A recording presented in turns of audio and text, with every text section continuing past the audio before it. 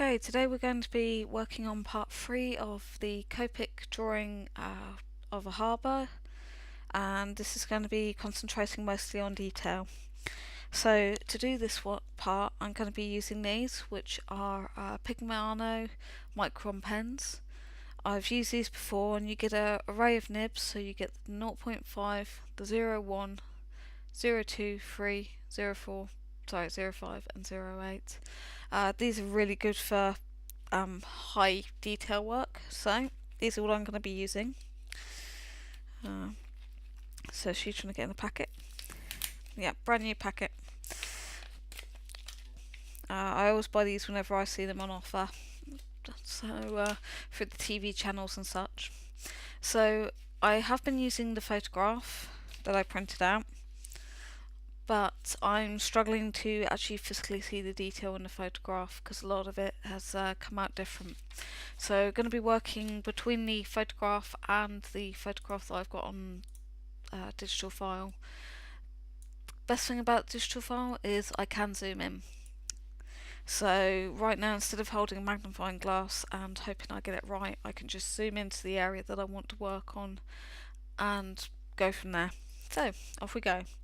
And to start with, I'm actually going to start with the 0.05. This is a very fine nib on the end of the pen. So you will, if you've got these, you don't want to apply really any pressure at all. Just gently brushing the paper as little as you can. Now I'm going to try and do it this way so that you guys can see how I'm doing this. With these Micron pens, you do get a really nice flow of ink,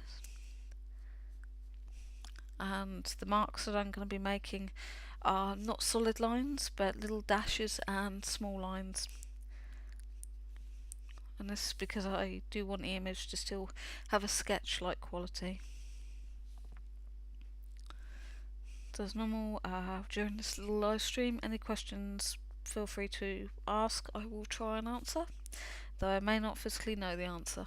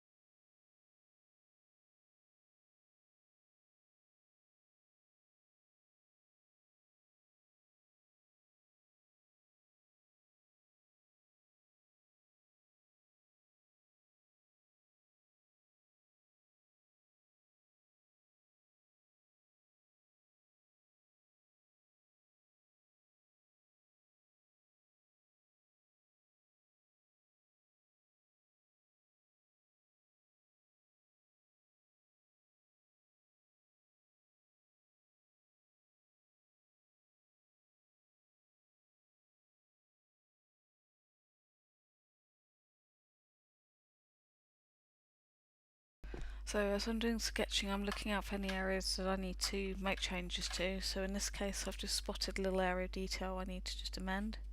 So I'm going and getting one of my Copics, a close colour. Doesn't right now I'm not worried if it's exact, but I'm just filling in any gaps that I need to fill in. And then later on I can come in and fully amend those areas.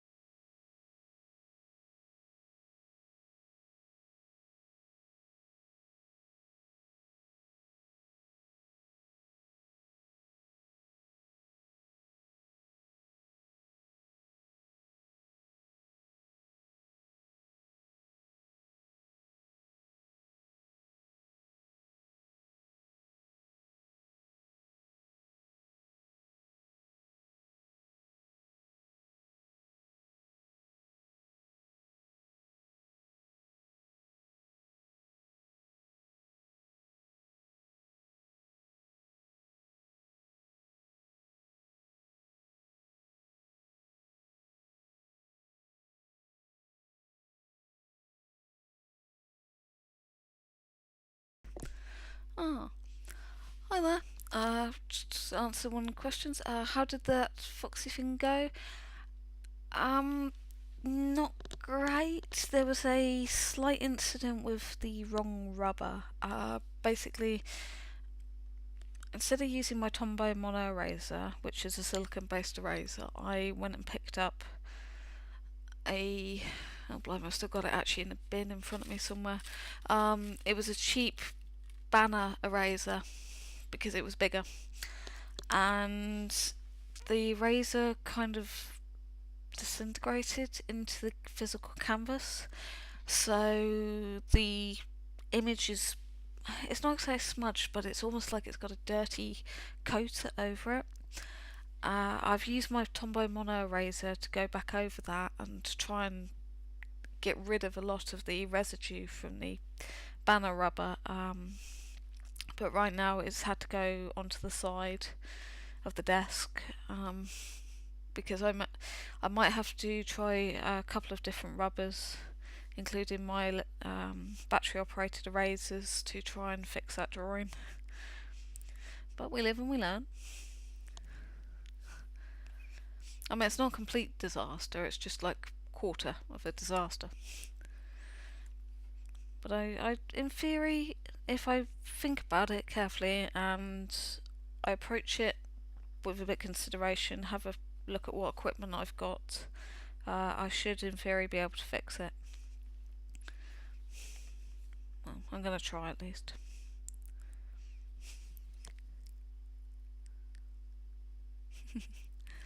Battery powered eraser is... do I have any to hand? I normally actually have about 3 of them on the desk, but they've all done a runner right now. Battery powered eraser, you can get different ones. You can get ones like this one. Let's bring the camera out so you can... Whoop. Camera's slightly out today. So this is one by Derwent, and most of the rubbers are made of silicone. And the Derwent one isn't bad. It's not that powerful. They normally get charged by just 2 AA batteries or 1 battery, and it oscillates really at a certain speed, and that rubs at your stuff. So you only have to touch the paper with it. The one that I mostly use is this one, even though it does say kind of electric. It is battery powered again, and this one's got a bit more oscillation to it, so it's got a real kick. Had to clean this one because the battery's melted inside it, but it's working absolutely fine. Let's take this baby out. Did I take the... I think I took the new batteries out as well. Look. So it kind of looks like that, and then you push a button and it would go. Quick demo. So this one takes 2 AAA batteries, hopefully.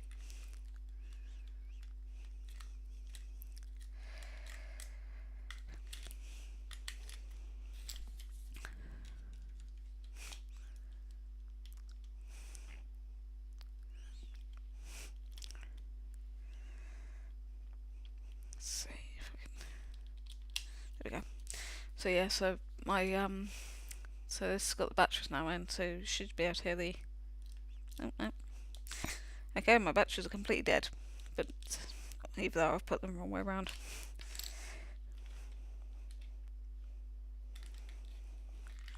Yeah, I put the batteries in the wrong way around. Come on, I will demo this.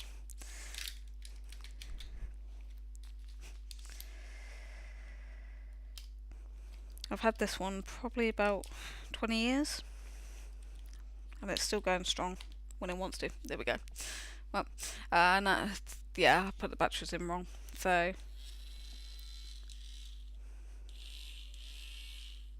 it's got quite a... And you can sharpen them by holding, say, a blade, or in this case my thumbnail, onto the edge.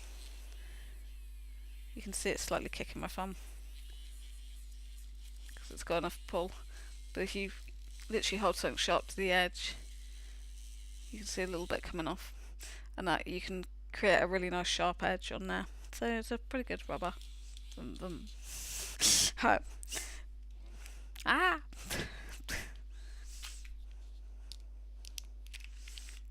But I've recently learnt with those, you've got to keep the batteries out unless you're using it. Melted batteries are not fun.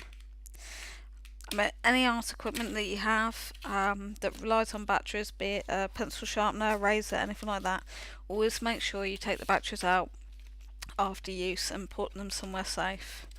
Melted batteries can be a fire hazard and they can seriously burn. You're looking at the Queen of Burns here, so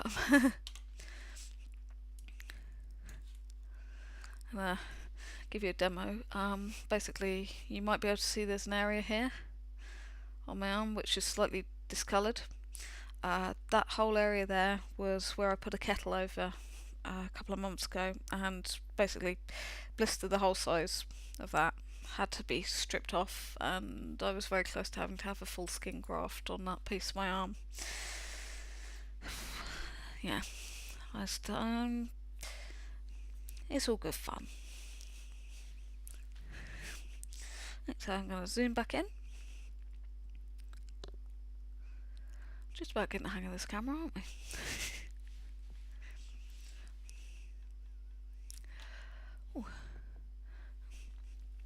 After a busy day at work and a lovely long shift tomorrow, this is going to be my relaxation time.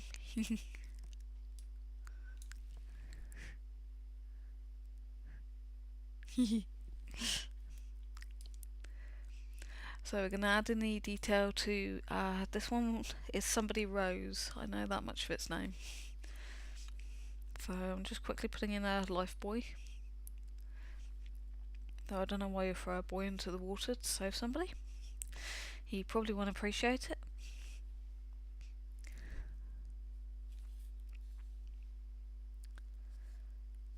And then the end of the boat actually comes out here. Sorry, moving fingers down so you guys can see that.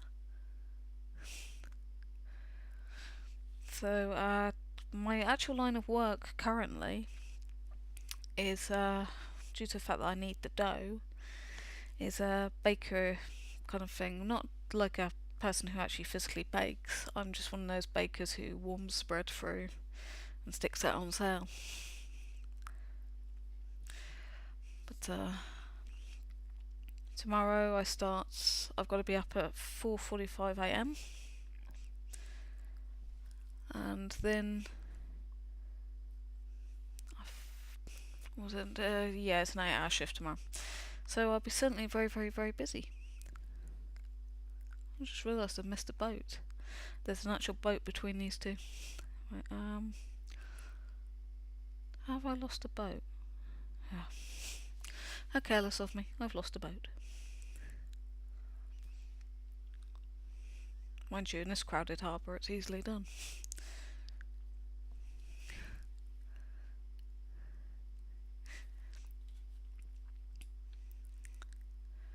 There's a boat between... Oh, it's an osprey. Nearly all of the boats in this harbour are actually named after something to do with like the region. So you get, apart from the meerkat, which is a just funny name overall, you get things like osprey and sea spray and a lot of lady names on the boats. Because of course boats are mainly named after ladies for luck, I believe.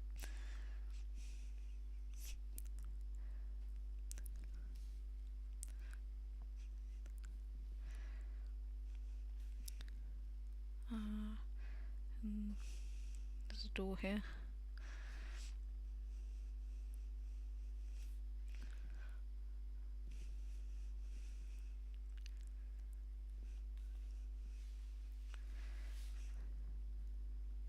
There's another boat behind that. You will not get me anywhere near any of these boats. I do not like water. Well, I like water in the bathtub, you know, kind of splish splash, have a bath or shower, but I don't like seafaring vessels. I don't mind going down down the river on a boat, canal boat or something like that.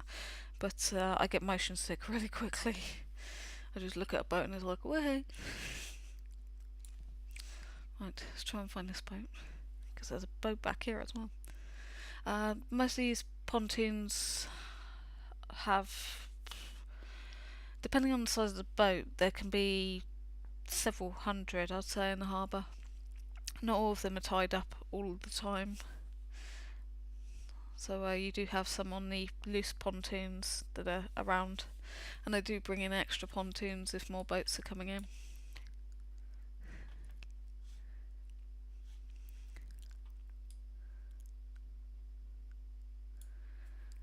There's one of these boats back here is called the Purple Haze, and there's Poppy somebody by the looks of it.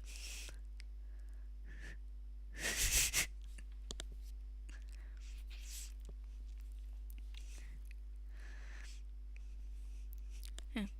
Don't get me wrong, I like Splish Splash and the rock pools and such. Yes. I love chasing crabs in the rock pools. You know, as a child, me and my brother, we used to go rock pooling to the nth degree, where we would just come out with humongous crabs from these pools and then walk them up the beach and just kind of show the parents, like, hey, look what we found. And mum would scream and, get that away from me, in a very, very polite way.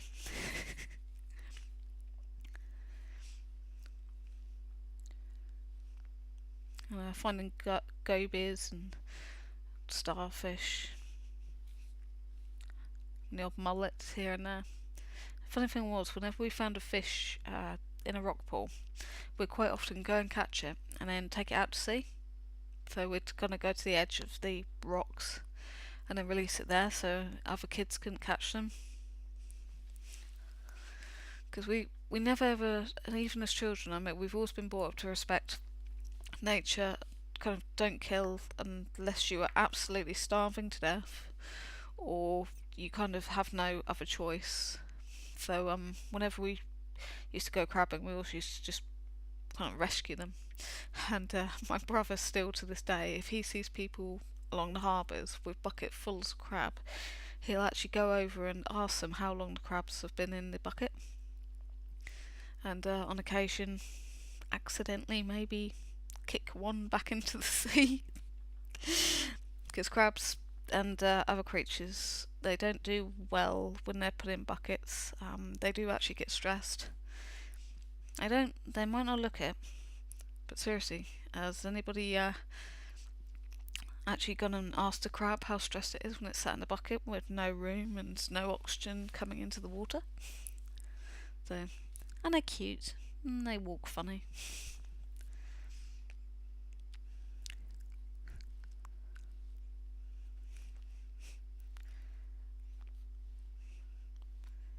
Yes, I think nowadays a lot of people don't have the respect for animals. It's just an animal. Everyone forgets that we as humans are still animals.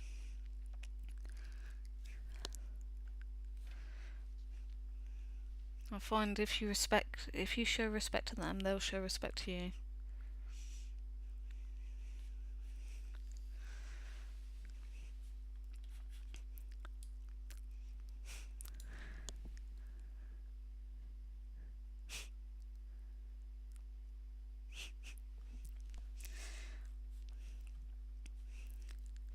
I mean, many years ago, I used to have, I often associated with getting into animal antics. So a few years ago, I wasn't surprised when a fox turned up at the back garden, not looking brilliant, and she'd gone up into the summer house. So I went up and found her, quite literally just asked her to come down to the house, and she followed me all the way down the garden. We got to the back door and you could see she wasn't in very good condition at all, so got some cat food and potatoes and eggs and gave her a free lunch, and she came back for a few days, and then she got hit by a car and she literally just dragged herself to the house. so we gave her medicated cat food, because years ago you used to actually be able to buy these tiny tins from the vets of this cat food which had certain medications in it. We gave her that for quite a while, and she used to bury the eggs in the garden on occasion when she wanted the food, but she wasn't hungry at that point. And she'd come in, sit down, watch EastEnders with my mum. But I mean, we never petted her. It was, if she wanted to sit next to someone, she sat next to someone. And used to have her sat in front of me on the grass of the lawn, and then I'd have the neighbour's cat sat on one side of me, and one of my own cats sat on the other side.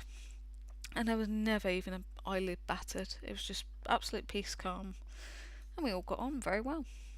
And one day she vanished, but we think somebody got rid of her or ordered her removal, because at the same time she was with kind of in the neighbourhood and walking around in daylight. Sadly, there was an incident in London where a child was accidentally, I say because I can't see an animal deliberately doing it, a fox bit a child, and of course that caused pandemonium. Kind of, oh no, they're all going to come and savage our children. Pandemonium. So it was odd how she vanished around the same time. But yeah, never had any problems with wild animals.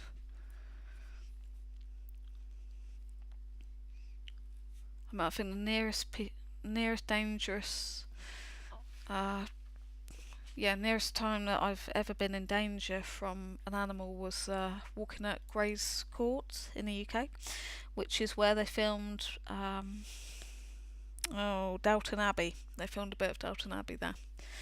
And the site has got a Tudor ice house, and it's absolutely beautiful. So it's basically a humongous hole in the ground, and it goes really deep, and it's thatched over, and certain clay and brick are used, and it keeps it so cold, and of course used for storing ice. And to get to it you had to cross a field, and at the time I crossed was when the bull was servicing the ladies. My parents had gone ahead, and they were like, right, hurry up, don't want to hang around in this field in case the bull comes. And me being me, I just dawdled along, and suddenly the herd from the other side of the field just charged across, and within seconds I had about 20-30 cows heading straight for me, and I kept the pace that I was going at, because I've always been told if ever you get cows approach you, never run, just keep walking at the pace and be sensible, don't panic. And I'd already clocked the lead girl, so I was keeping my eye on her and hoping that if I got into trouble I could use her as a shield, because even cows have hierarchies. And as I got to the fence with these ladies walking behind me and in front of me, next thing I know something shoots past me, and it was the bull, and he'd come at full charge behind me. And I think if I hadn't had the female cows around me, I probably would have ended up being given a slightly harsh nudge. But he wasn't bad. He was just being extra protective of his ladies. Wasn't going to share them with anyone. Luckily the bull also had been polled, so it was a Herefordshire bull. Absolute beauty. He must have been about 6 foot minimum at shoulder. He was just curly hair on his head. He was a handsome chap. Because when I eventually got over the gate, he was kind of came right up to the gate, so I gave him a pat on the head and apologised to him. But a few people got stuck on the other side of the field until the farmer turned up and kind of herded the herd away with his Land Rover. I always think if you respect animals enough, you will get the respect back. I'm not saying walk up to a lion and be nice to it, because with predators it can be slightly different. As they say, never smile to a crocodile.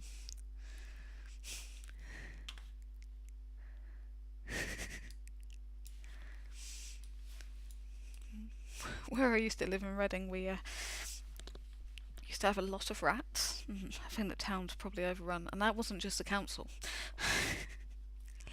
The rats used to be everywhere. You could go to some of the shops, and you'd see the bins.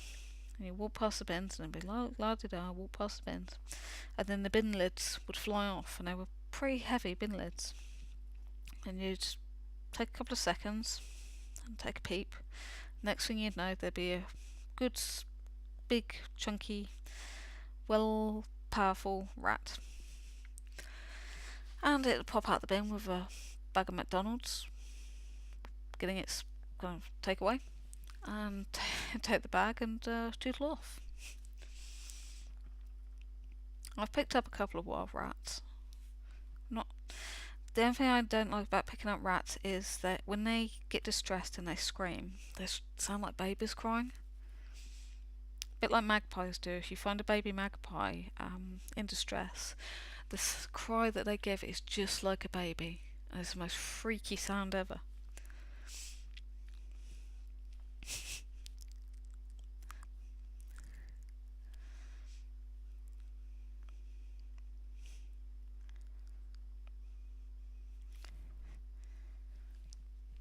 And as you can see with the drawing, I'm just putting in a couple of bits of detail with the 0.05.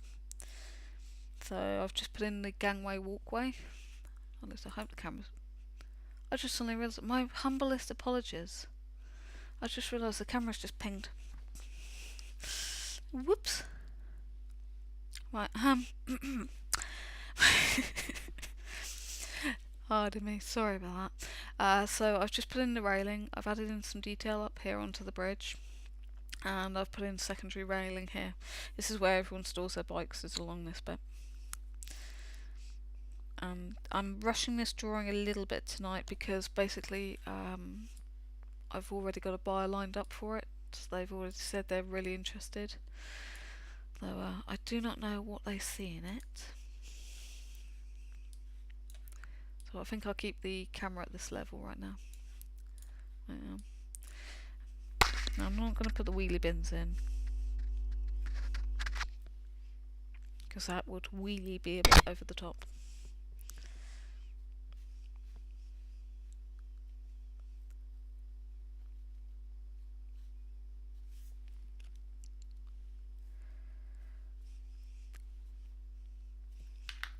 I'm going to go back to my Copics and just get the N3 and just add a little bit of detail onto one of these boats.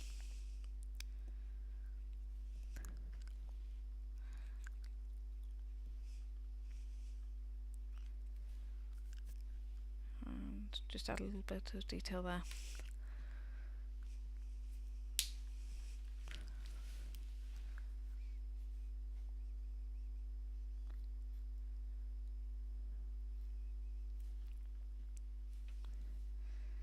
This bit actually comes out slightly.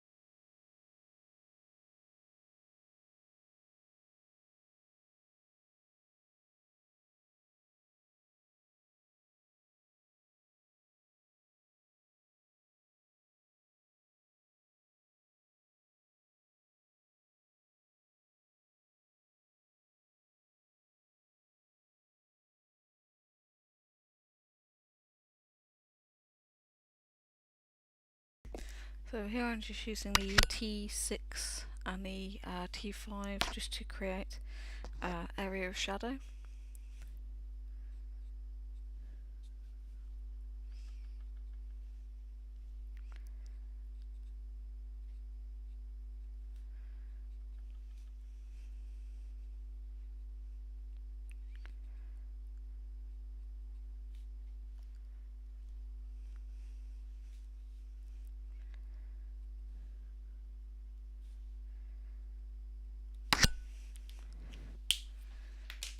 And then I'm going to use the E30 just to add in a couple of the highlighted areas.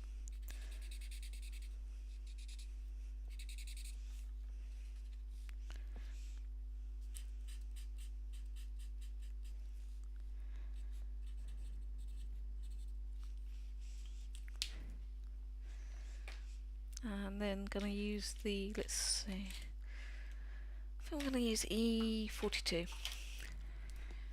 I'm just going to add some extra detail into the shadows.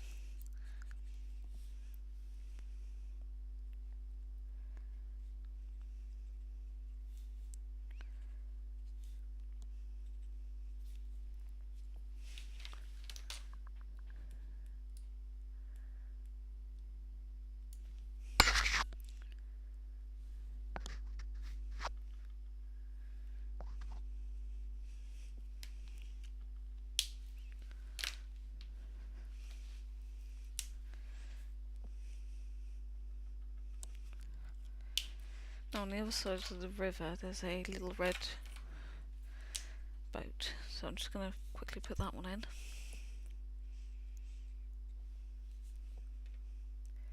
There's a little red car as well.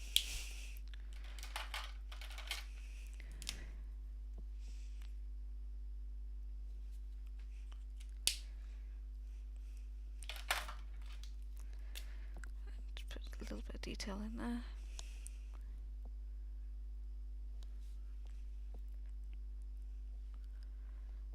I'm just going to put the pub sign up. Put a tiny little window in there as well.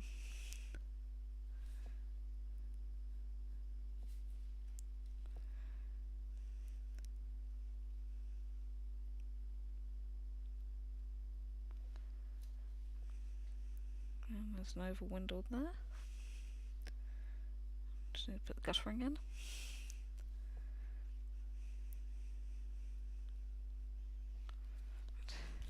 Then coming in with the Posco marker.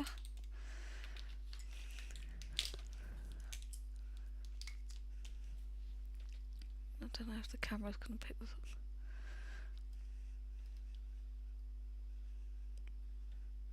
Just trying to give you a little bit of a better view of this bit. So with the Posco marker I'm just going to do a tiny bit of white here. And I'm also going to put a little bit of white onto the chimney. And a tiny bit onto the frontage because this is where the sun's hitting. So I just want to lighten up this bit. And the same with the little side building. Not too much, but enough to just that I can come around with the black pen again and just pick out that as detail.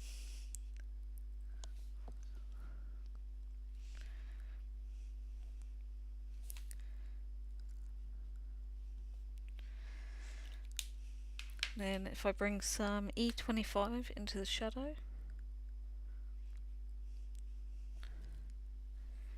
a little bit just under there.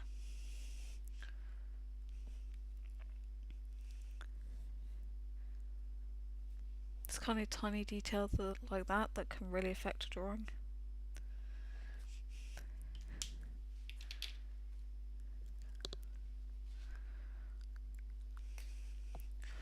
Then I need to add two little chimney stacks up here, and I'm going to bring in the Posco again just to put those two in.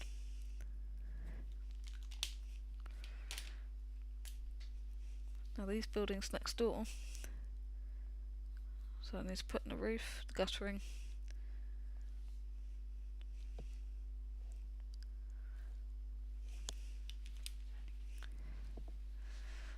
just put in a couple of windows.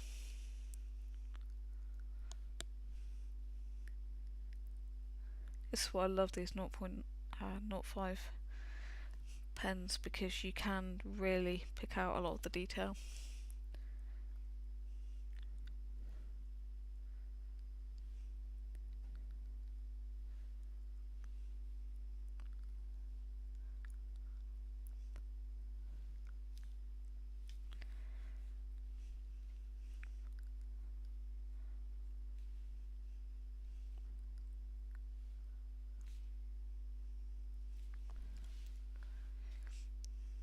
I can just put a couple of spots of black onto them, so it's not fully blackened out, but it's enough to give an idea that there's something there.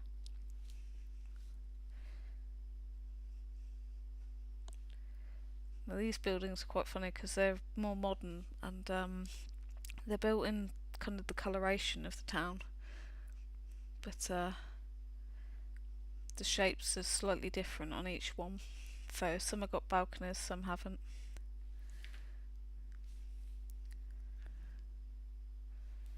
And this is a taller one.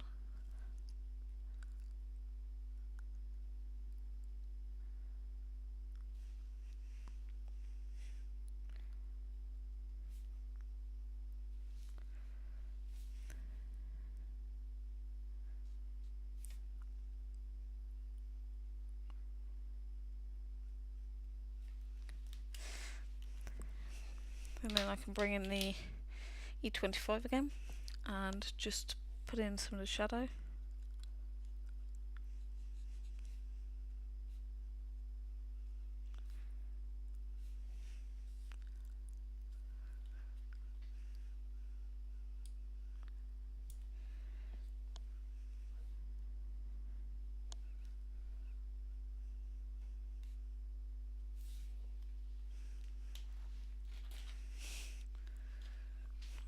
See if we can move the camera along. Just bring that in. Sorry about the bounciness of the camera.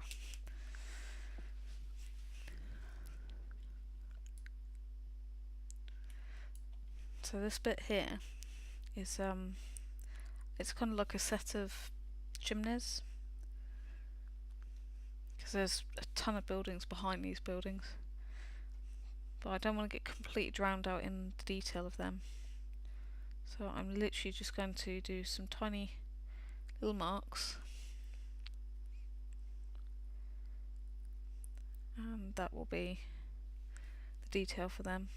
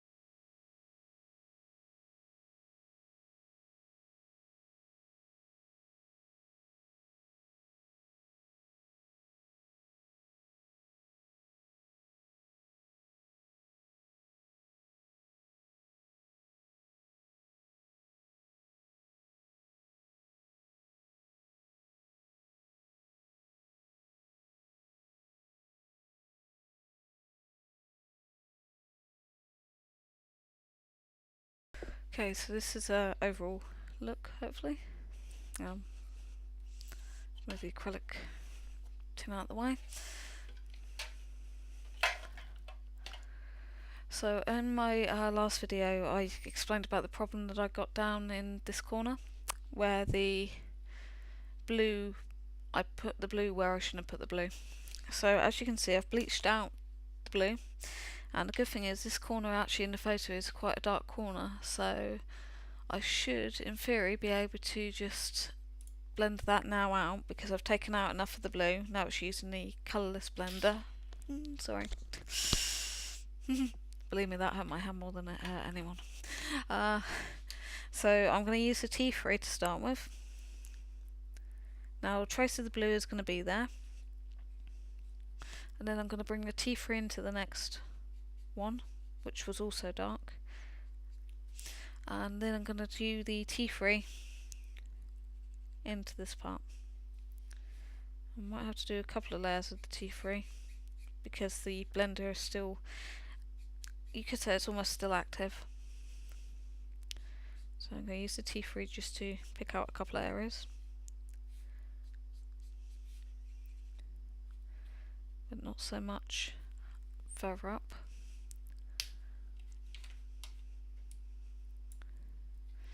And now I'm going to bring in the diddly T6. Do that one. And then a bit of the T6 into the next one.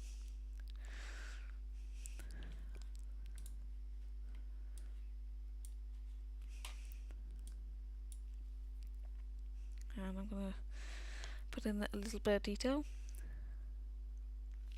In fact, N8, that's what I'm after, is N8.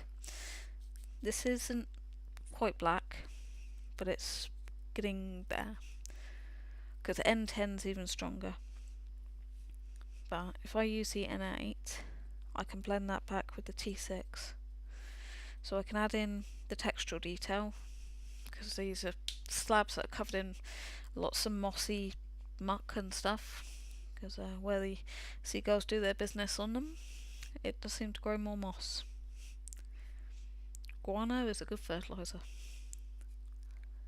And adding a tiny dash here and there just to make sure that there's continuity within the colours. Then back to the T6, just going to mark out that slab again.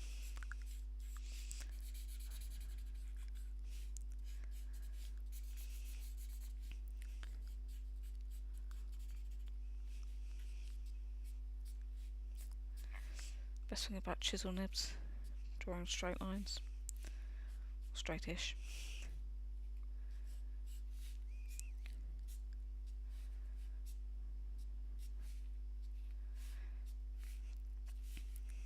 Once again, not doing the full line, but just indicating.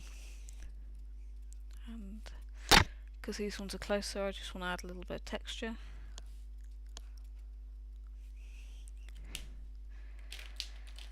Using the T5, just blend a little bit of that in.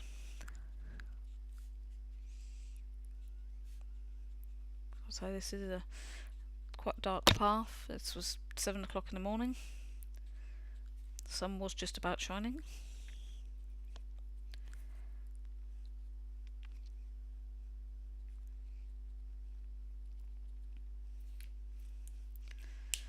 And then going in with the T3 to blend that back again. You see I'm doing quite a lot of random swishy marks, and this is so that I get some sort of texture on there.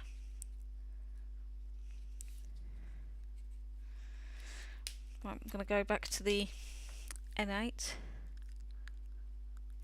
and just to add a little bit more texture in there.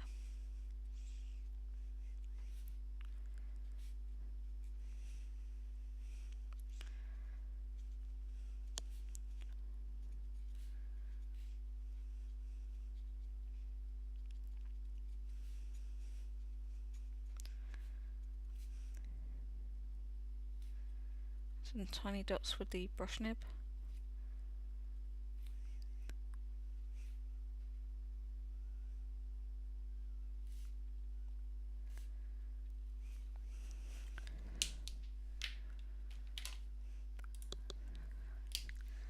Then, what did I put it? The T5, and this time I'm just going to dot again.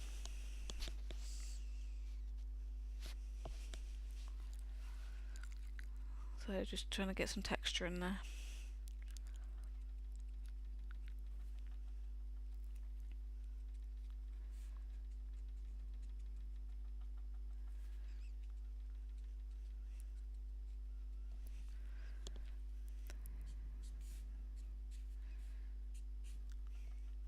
But you can still see a couple of the lines of the pavement through all of that texture.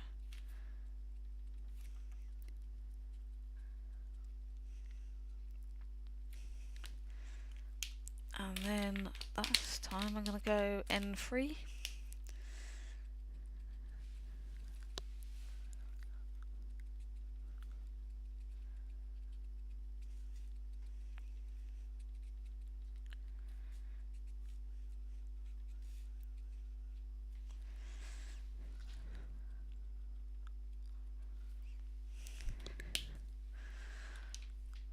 And I reckon a tiny, let's see, I'm going to bring in some T6. And just using the chisel end, just going to once again teeny weeny little dots here and there.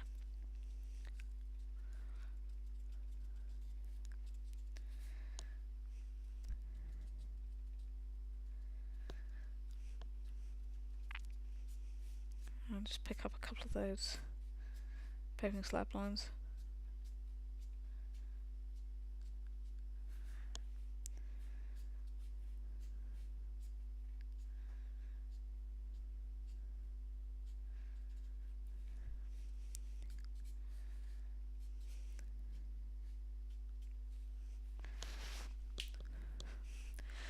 So this part is 90% done. So I've got my texture in the path, I've got the rail, which I just need to add a little bit more refinement to, and then the little access building up here. So let's get that detail in that building. So I'm going to use, in fact, I'm going to just get the rails done. So I'm going to use the BG95 or 96, 90 something. Right, just zoom in to one of those poles.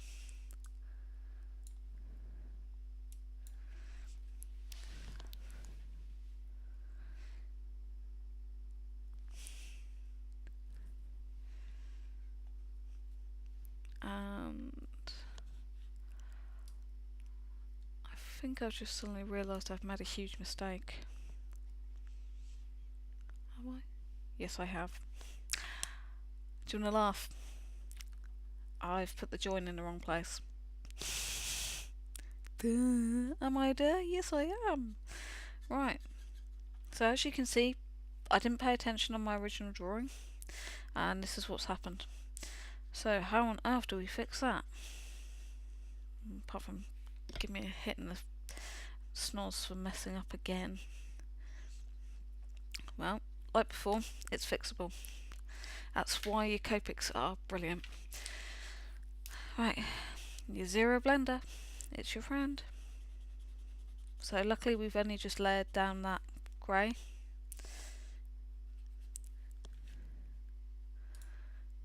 So now I've got some amending to do.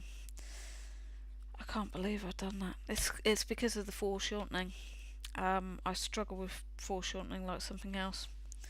So because the image, it looks shorter than it is, and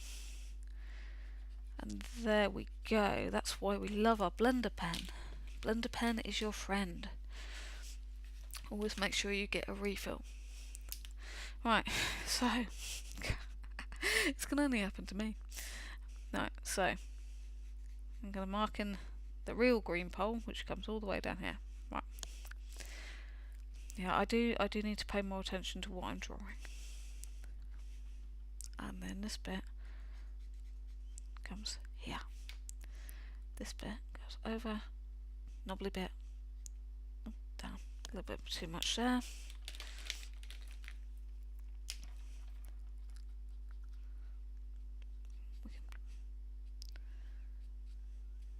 sort that there. How do I? Right, so I'm going to bring in a G28 and just add in some shading.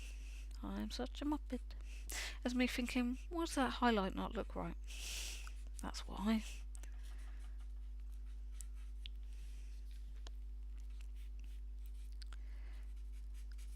There we go. Right. So that's the great thing about Copics is if you make a mistake, you can take it back. You're not absolutely fixed on kind of what you've put down on the paper. In a sense, it's kind of a brilliant thing. So I'm just going to put in some very heavy white highlights, and these I can go straight over with once they've dried with the Copics, and that way we can fix that nicely. There we go, and then there's a bit around here and a tiny bit down here. Seriously, I knew I could do this.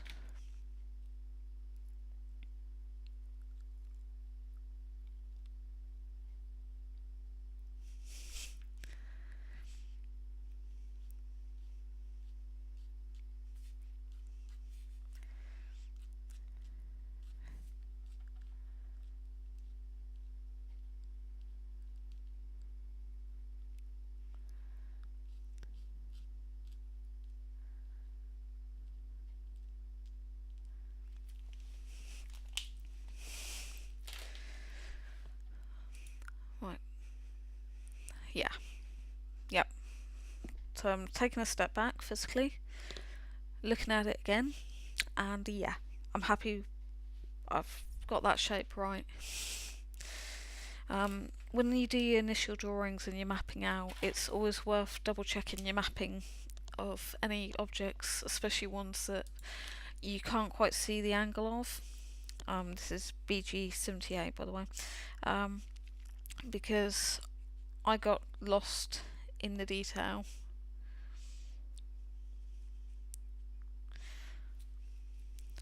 And also because of the angles, I got very confused over what went where. It's easily done, especially when you're looking at something that's at such a particular angle. It does make it difficult to tell where you are with the drawing.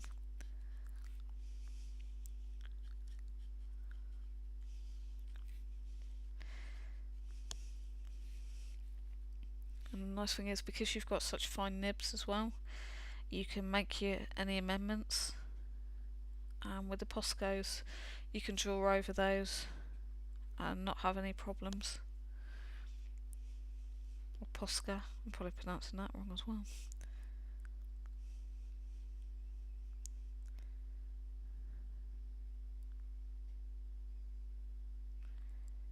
As you can see, just by that, you can get a really nice fine line just by tapping the pen onto the paper.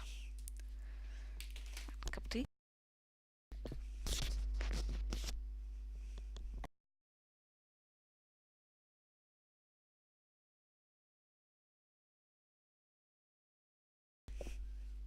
Okay, so we're thinking fix that mistake.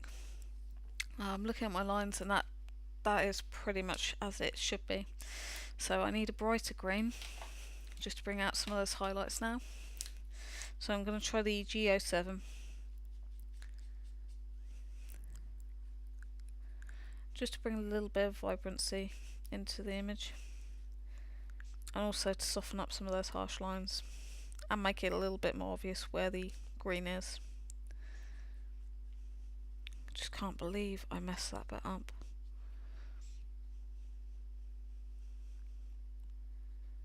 And once again, tiny little dip, dop. Right. So, railing pretty much fixed. Gravel around it. I'm just now going to go back with that, what do we say, the N8, just around the bases, well, the base that I can see. I was wondering why this drawing just didn't quite... When you look at a drawing and you think to yourself, that doesn't quite look right, then you need to look and keep on looking until you can see where it doesn't look right. because your brain's telling you it's not right for a reason.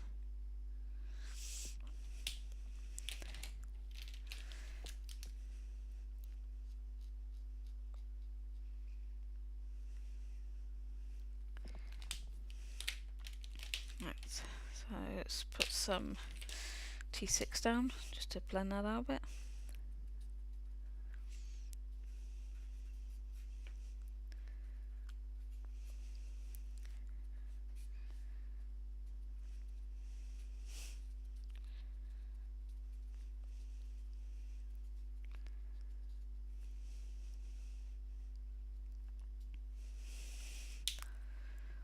Right, that's better. Saved. Right, so the next part of the drawing, I think I'm actually going to come over to this side and just fill in this gap area, because I think without that there, the drawing's looking very unbalanced. So you've got your almost completed piece here and then completely empty piece here, so we'll fix that.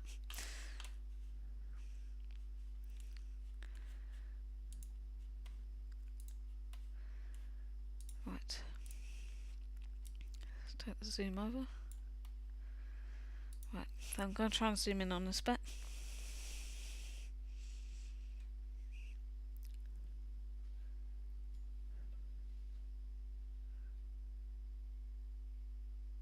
There we go. Okay, move the dust. And you'll notice there's a slight bluish tint to some of these boats. The reason behind that is that there was light being reflected, and also these were actually in shadow. This isn't the final colour for the boats, but it's just like a underlay. Underlay, yeah. So this part, there are a set of floating pontoons, and there's also some jet skis on there. So I'm going to start from this boat and just wiggle my way along there. They're not fully in the actual photo, so I can take a couple of liberties with that.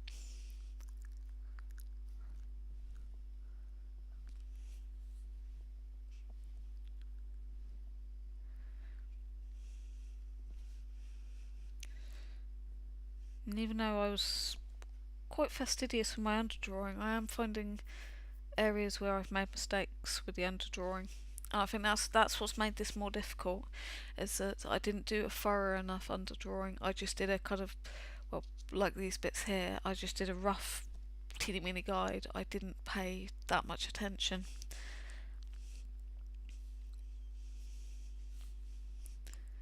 But hey ho.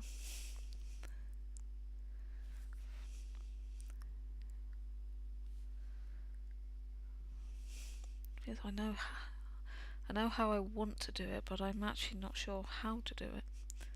Right, we're gonna, instead of going in with the ink, like we've done for the most of the drawing, we're gonna go in with the Copic first. And then if I'm feeling bolder, I can come back and redraw. Just one slightly lighter one, T3. I've never really been near jet skis too much. Right. So the pontoon comes out. These little pontoon things, they kind of sit directly with the jet ski, so the jet ski goes into the middle of them.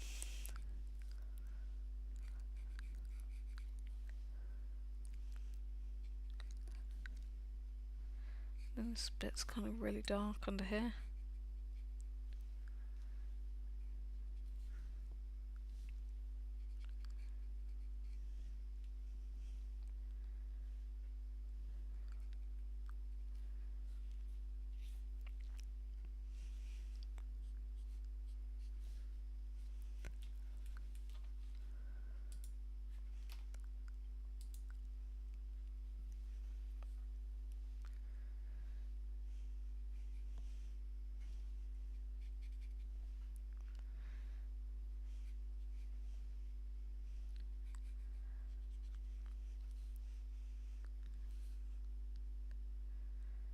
This is a bigger boat just here. Actually, if I map in that boat, it might give me a better idea of where to put the rest.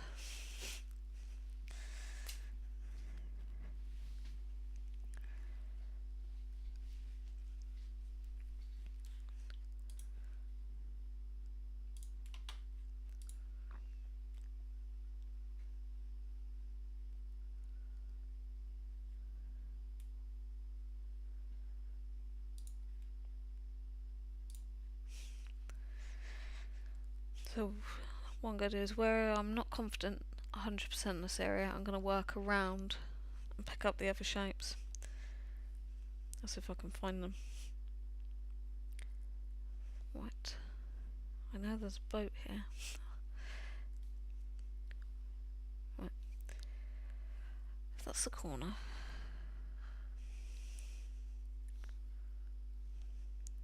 Then that bit is dark there. That bit's dark.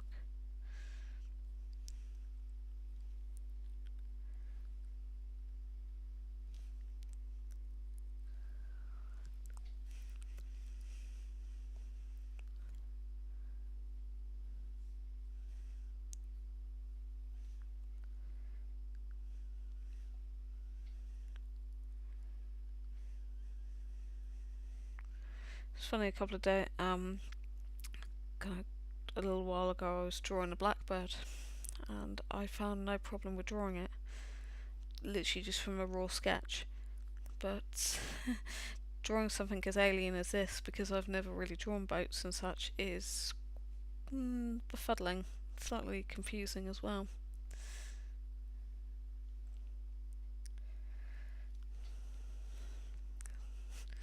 I think I'm going to have to try and draw a car.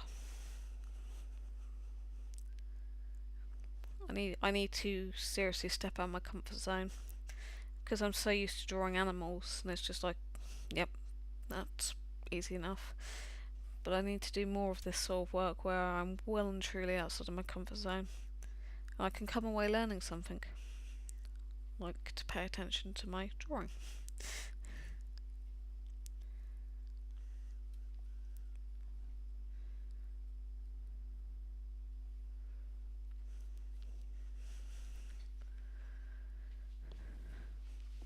Sorry about the shaking. My table is slightly rocky today.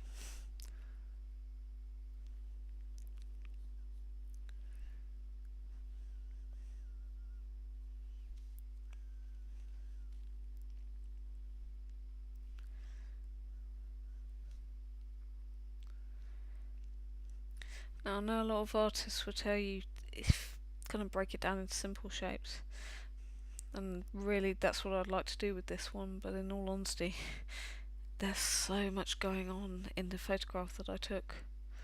I think that's what's making it so difficult for me to break it down. There's lines everywhere from rigging and masts, cables. There is so much going on in this image.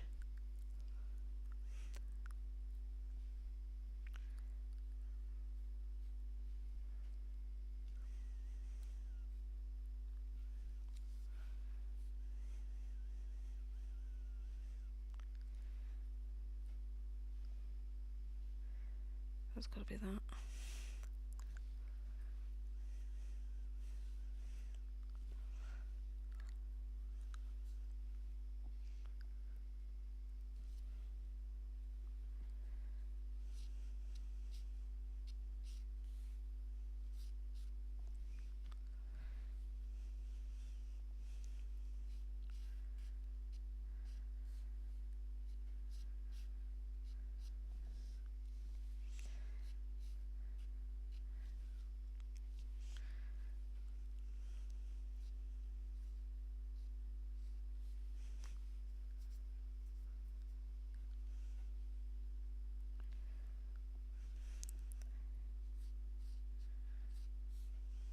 Oh, there's a hair on there.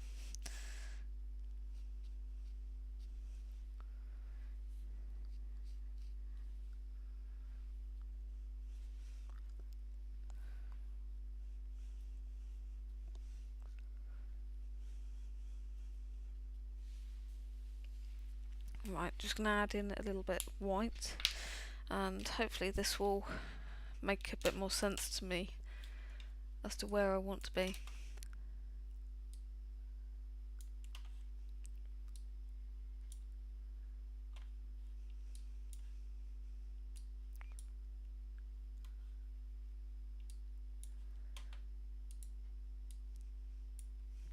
So I'm going to bring the camera back out.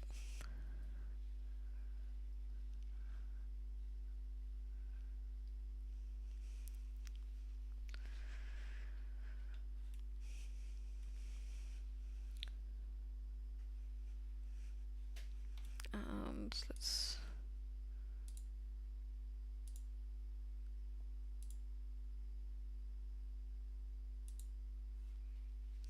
right.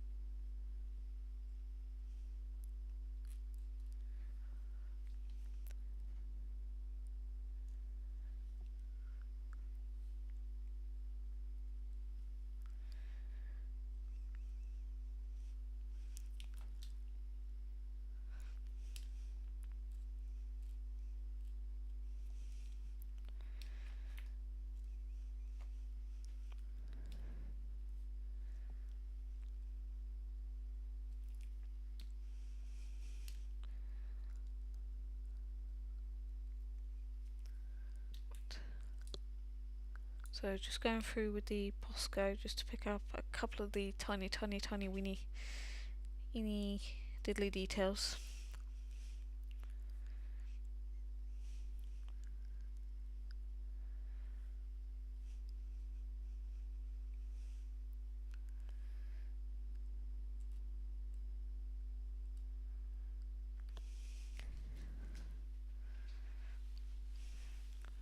Right. There's a tiny bit of white somewhere around here.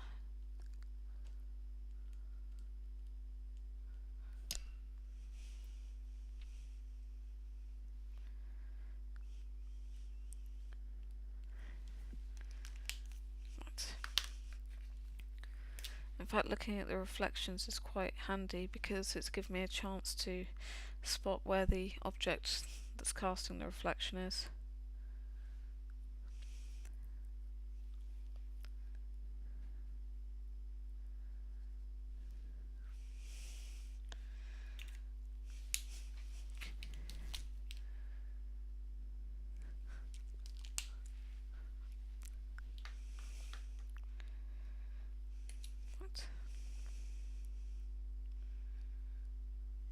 I'm just going to add in a little bit of detail with the Copics. So I'm going to bring in that T6 And I'm just going to put in the shaded places over here.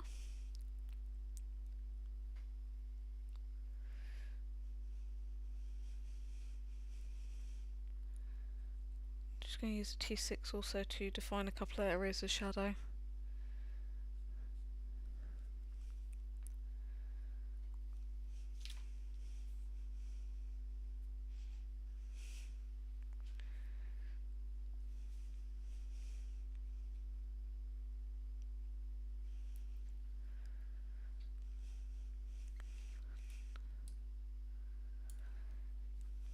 Now this place,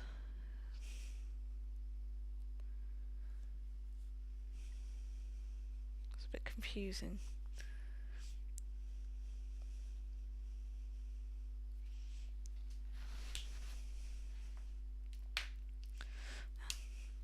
Because there's so many places in the shadow, and there's some of the places that aren't in the shadow, it kind of makes it difficult to see who's where.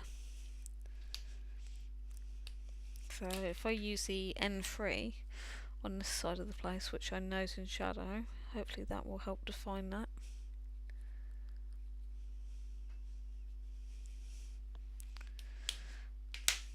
And then I use an E40 on the side that's on the light, just to blend in some of those colours. And a little bit of the E40 over there.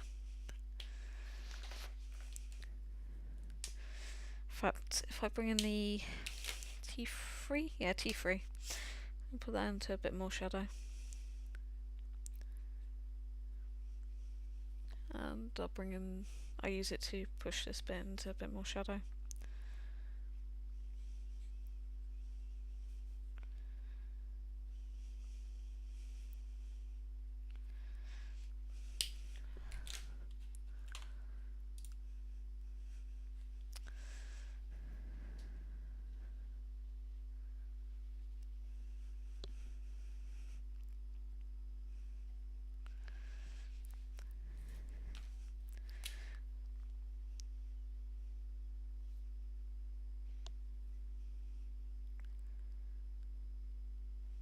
And the little black spots is a flock of pigeons. So really I need to get these two defined a bit more. So first off I'm going to zoom into the back area here and just get that one finished. I do know I do jump around a lot on the drawing. It's because I always like to make sure that I am 100% sure of what I'm doing. Difficulty with this piece is that a lot of the buildings are facing very strange angles. So what looks to be a flat building is actually an L-shaped building. I don't know how the architects did it around here. So you can't quite trust what you're physically seeing. I can come through and start adding a lot more detail onto the roofs later. This is one of those weird buildings. In fact, it goes up like that. That's what I'm missing. And there's a chimney on top. And then there's actually a building behind that.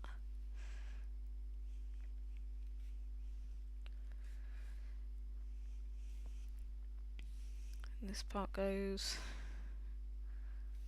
there.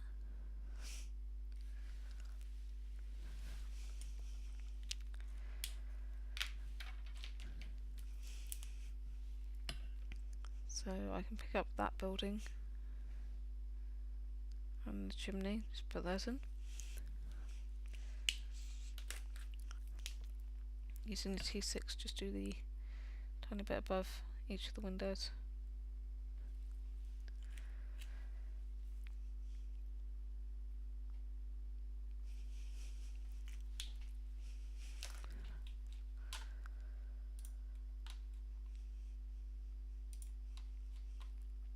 Right, so I need to get the cast shadow for this little blue boat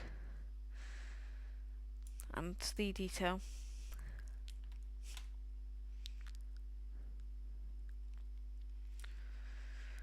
Right,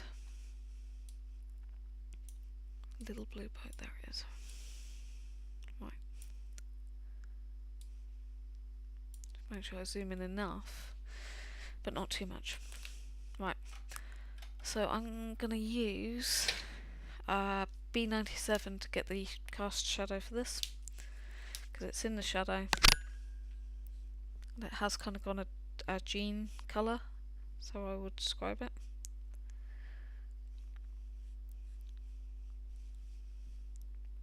And bring that into the actual shadow and into the hull of the boat, so that we've got that continuity of colour.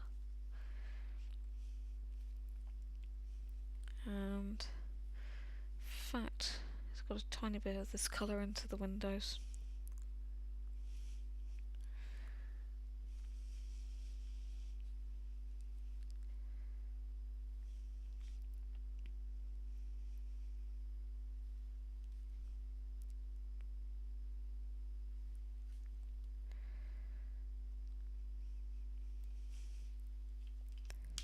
Right. With the Posca, I need to put on a little bit of kind of whitish cream. And now I need to just define this with the 0.05.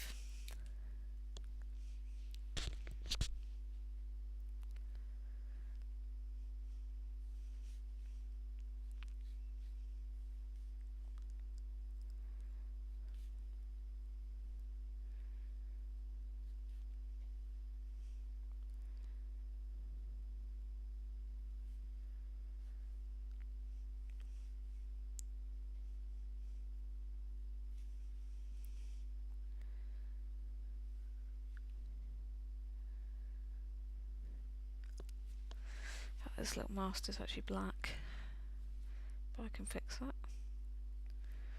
It's like going Bob the Builder, isn't it?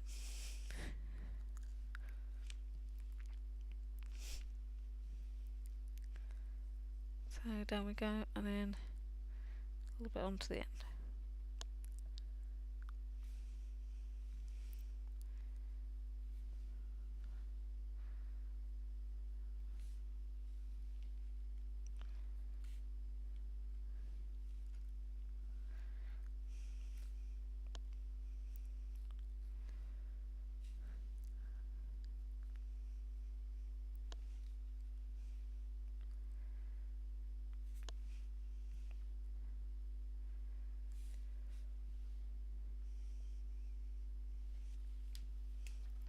And the colour for that one, I'm actually going to add a BG000. Now the reason I'm doing this is that because it's the lightest of the colour group, it will act almost like the colour Splendor. It'll bleach it out slightly, but it's still going to leave a slight colour trace there.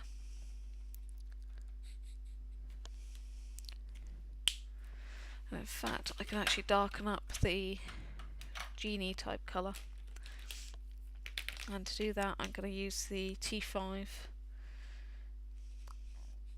because I just want to start pushing a lot of these shadows to make the boats stand out.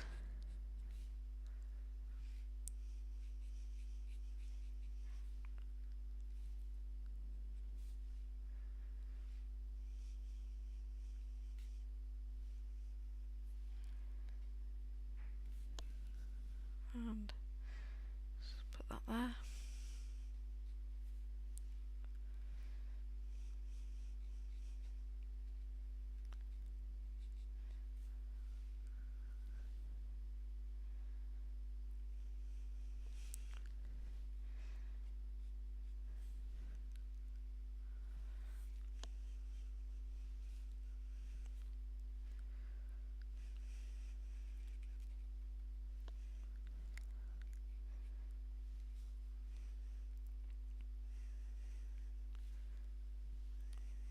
Now this bit I can now see there's some dark areas, so I can start to add those bits in.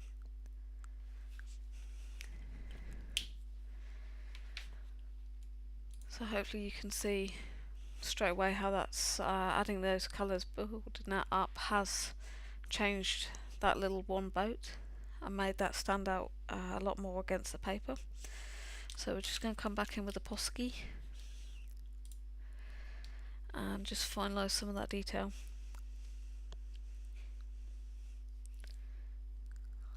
Because there's a lot more going on this bit than appears at first.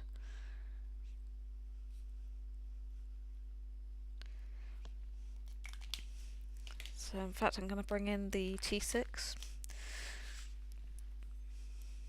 I'm missing something quite important here.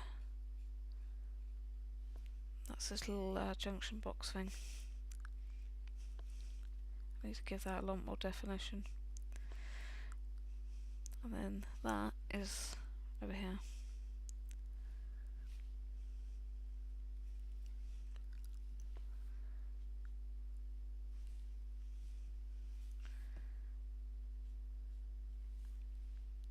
There's also a box somewhere around here that I can now add in, and I can add in a lot more depth down here.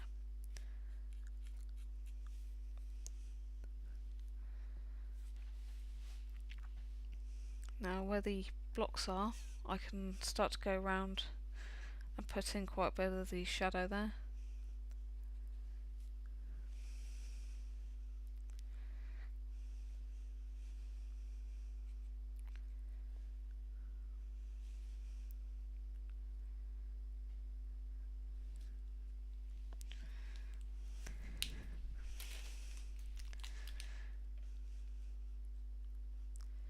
So I think you can probably see why this drawing is taking longer than my normal drawings, which I would probably rush through a bit more. It's because I'm having to pay attention to that detail. If I don't, it's not going to work.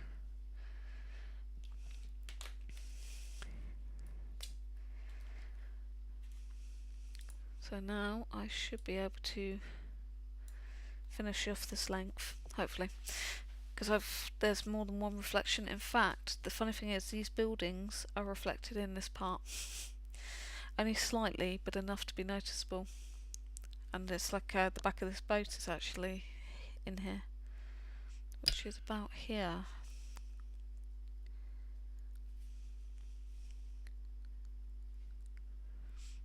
So you've got a lot of kind of confusing shapes.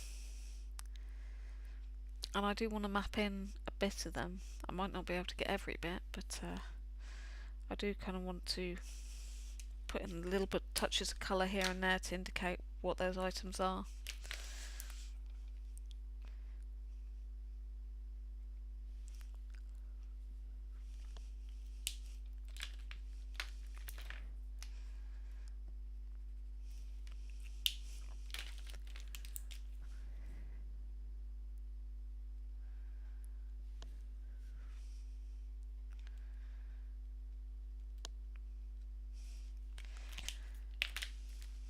Now, once I finish this, I'm probably going to spray it with quite a lot of fixative,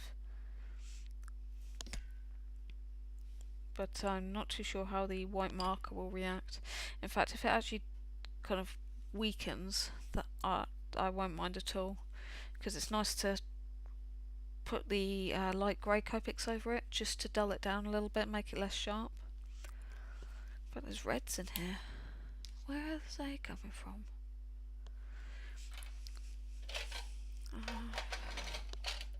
It's not quite a red, but it's red enough to notice. Let's try E08. I literally only want a dot here and there. Once again, it's paying attention to the detail. I think it's one of the boats that's actually behind. Just check that.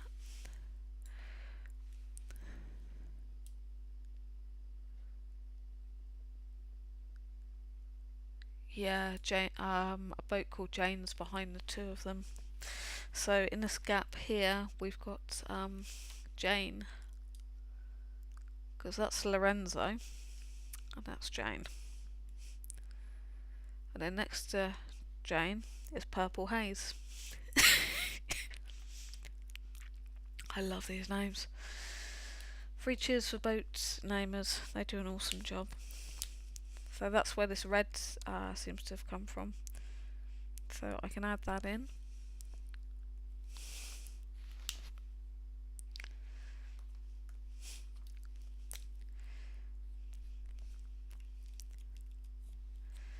That's got a very swoosh shape to it.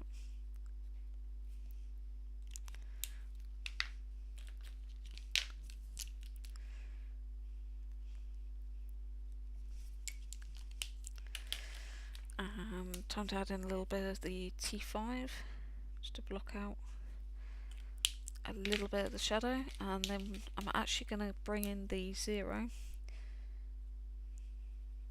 and just soften that right down and just push that actually into the next part.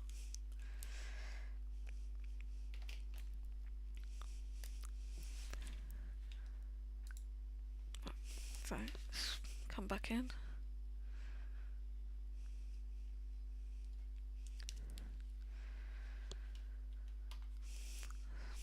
So this is Jane just here.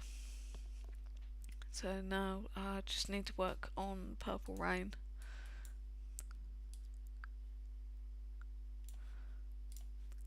Who is just next to Jane.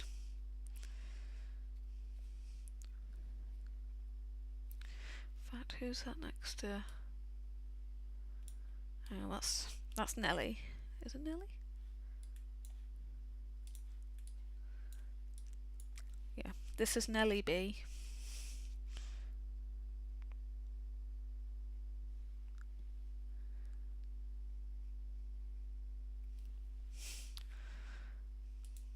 Yeah, I have just written Nellie B on there.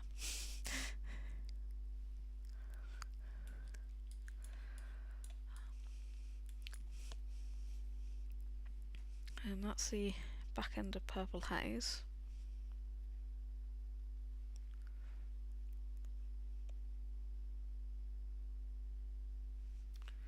Who's got blue bottom.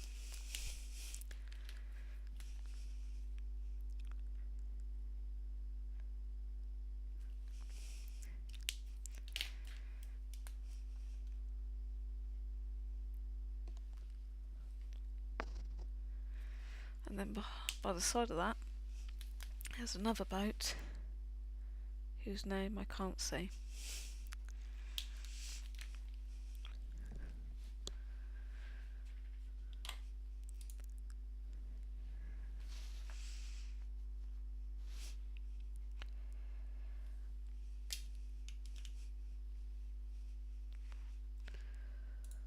I'm not going to be probably able to include every single boat that's on here,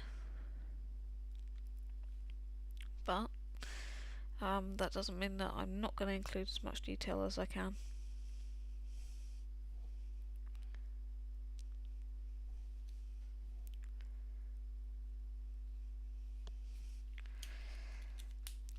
This is where our blocking in just subtle hints and tones could be enough to just indicate where bits are.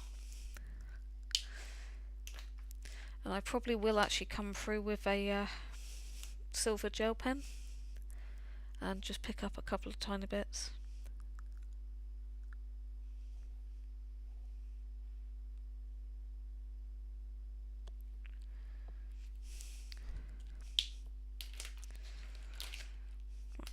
Now on the back of what did I call it? Oh, that's Purple Rain. Back of Nellie B, there is a lifeboat, so I just need to put that in.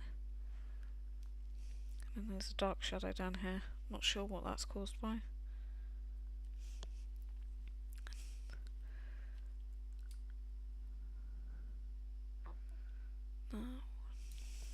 And I just need to add a little bit of that darkness onto the cast shadow. In fact, I need to add that underneath. That's where I think I'm struggling here, is my shadows aren't dark enough. And I'm trying to be sensible and not put too much shadow in, but I think I've actually been too light on the shadows. So yeah, because I'm not defining the walking area very well.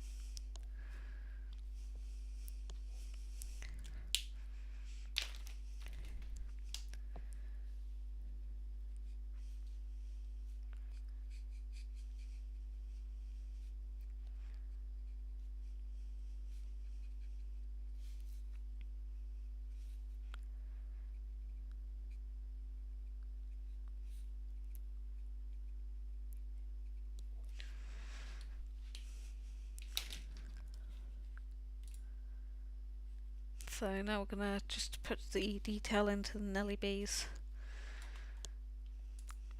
Cast shadow. Where are you, darling? Right. I think I've actually got this slightly off, so let's see.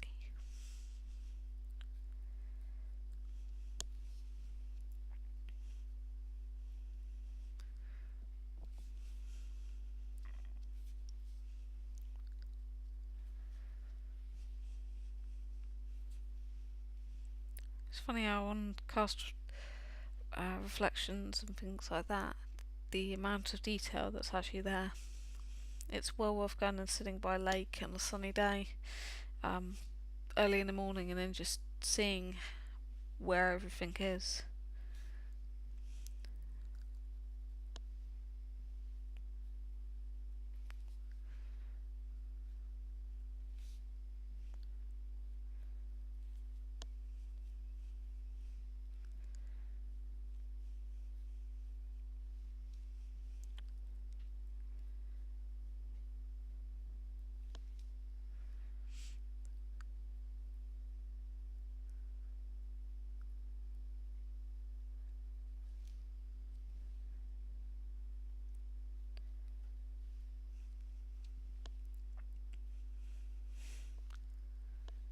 Right. So now I can add more tones to this one. So we'll start with the T5.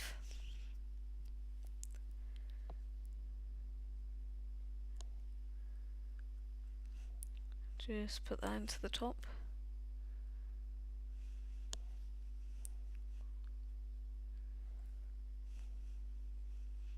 Funny thing is the canvas top isn't showing on the C part.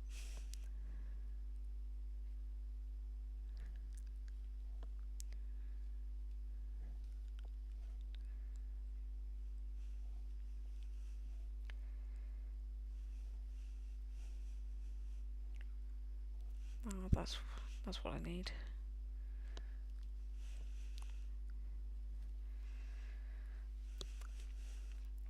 So now I'm going to bring in the T3 and just add in the shadow.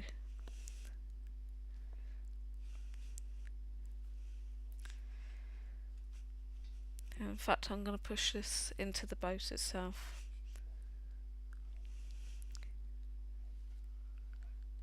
I'm just going to put in the darker areas of shadow.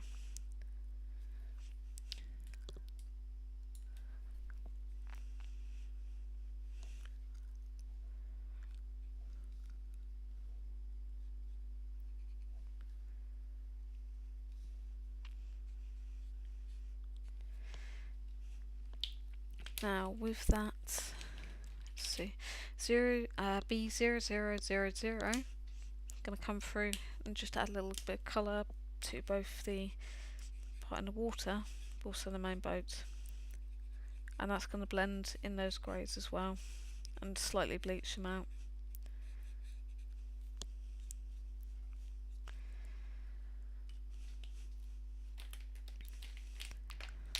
So I'm looking again at my boat and I can see the front part actually needs a bit of T5 on there, so this part just needs a little bit more definition. So T5 and then T3.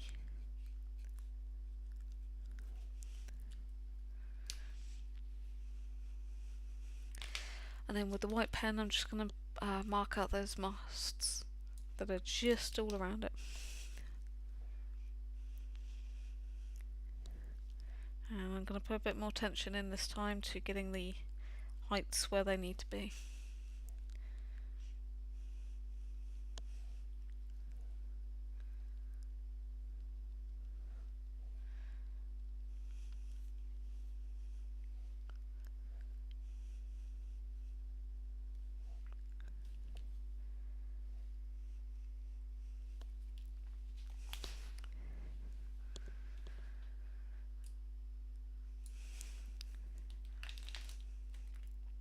I'm going to bring the T3 in and just add a little bit more detail into that glass and a bit more definition into the frame of the boat. In fact, there's a highlight on top of that box in front of it. Whoop.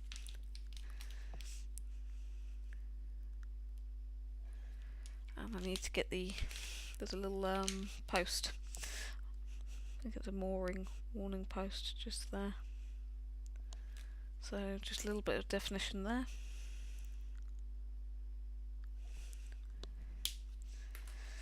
Now the actual walkway in the light is looking kind of plumish, so I'm thinking of using E71 now just to start picking up a little bit of the walkway.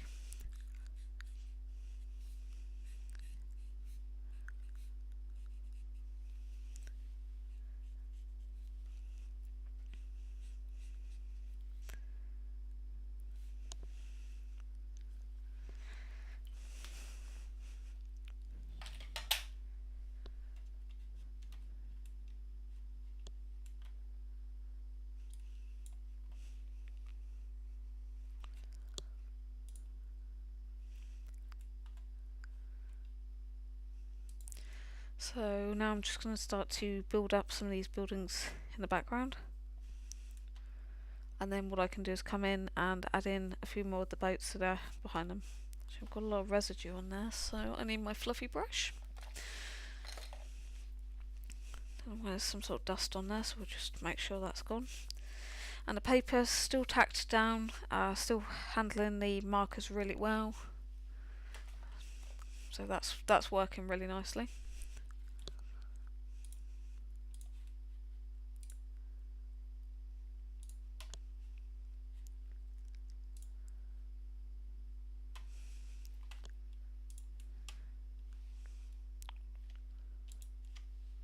Bear with me.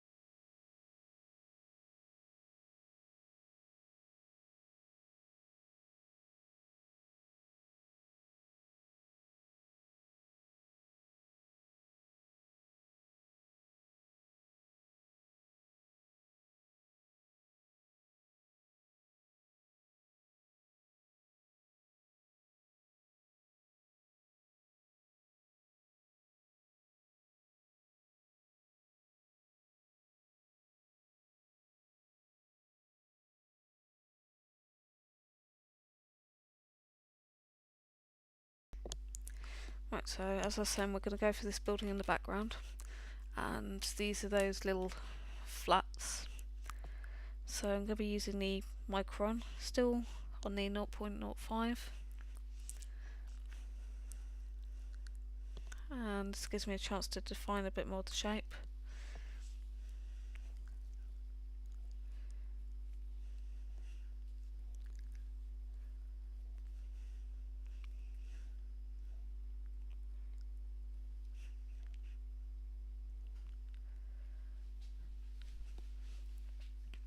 And then I can put in the building that's behind it,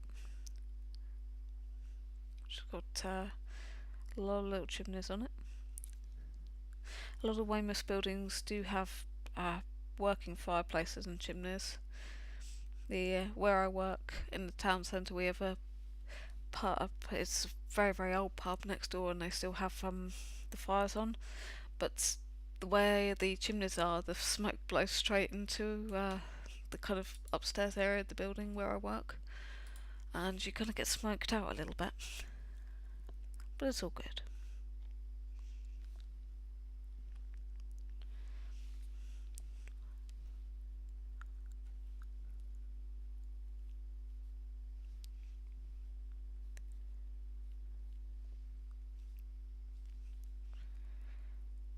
So most of this building is going to be obscured by masts in the end, but I just want to put the colours down.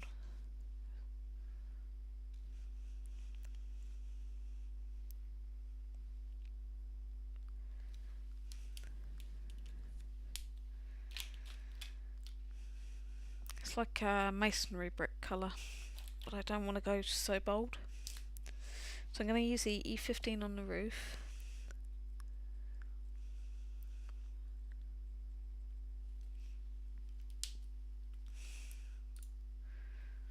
And then we're going to come in with the E25. In fact, actually, let's go for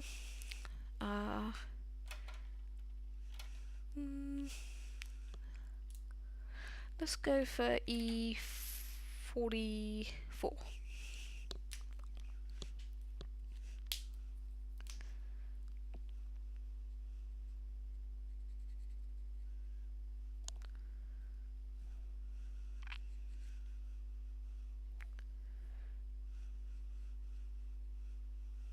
It's quite an opaque colour, this one.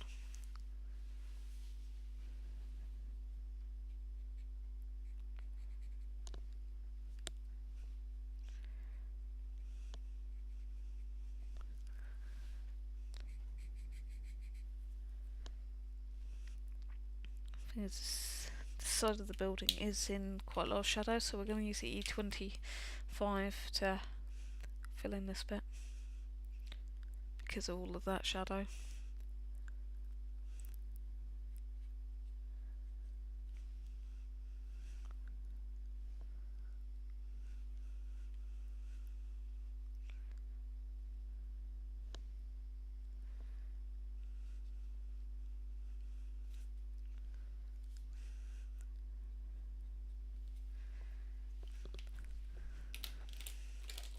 And then E99 onto the front,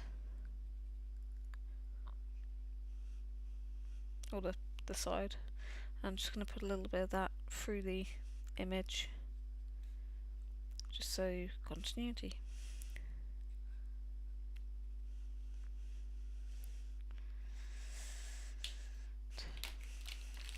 Just going to bring in the 0 because I've just accidentally got a little bit of that on there where I don't want it.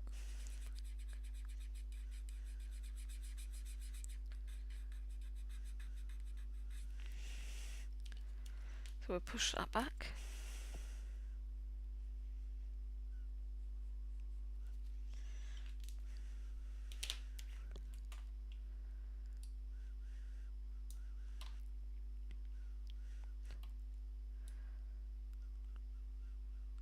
And for these buildings further down, I'm going to be using the T3. And the T3 is just going to act as a shadow. So I'm not bothered about the detail. It's just literally going to be catching the shadow now, because most of this will be completely covered up with white lines.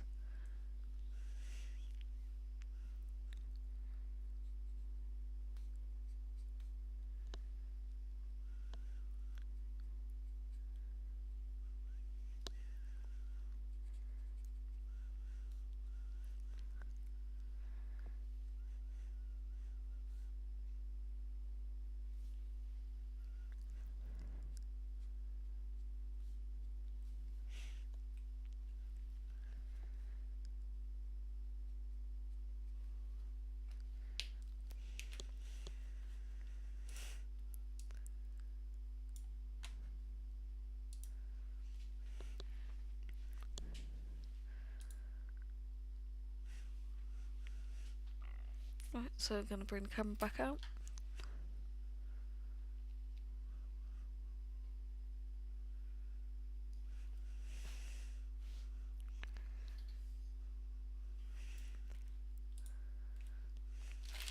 Just put the pens away and see if we can get a better focus.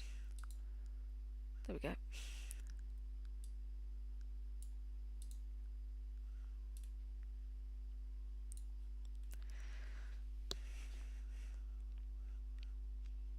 So that's the image so far, so you can see how the tinier detail, it's not too tiny that it's obstructing, but it's small enough to just give an impression of exactly what each piece is.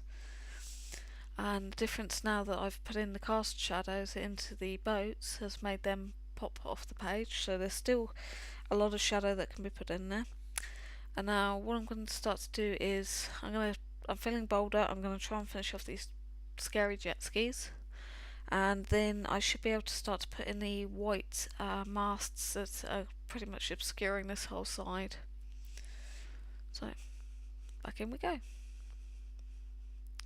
Yeah, sorry about the colour changes my camera does. It thinks it knows best. Let's see if I change that. Yeah, like I say, the colours you're probably seeing on the screen are not quite true to the actual image. Thing is, if I turn off my side light, it will just kind of go kabing into darkness. I promise I shall do some more work on my camera. Right, so these scary jet skis. So as I was saying earlier, I'm really going to definitely be going down to the harbour a bit more, and I'll be paying more attention to the shapes of things like the jet skis. See if I can get some drawings of them. So this is T6 we're going in with now, because I'm feeling a little bit more confident on what I'm doing. Doesn't happen often. I'm going to add in the cast shadow straight away.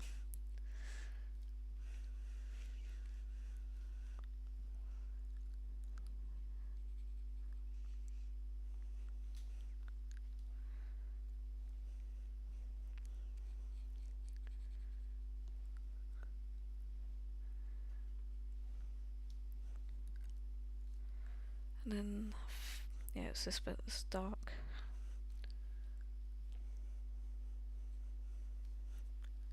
Which makes this bit dark.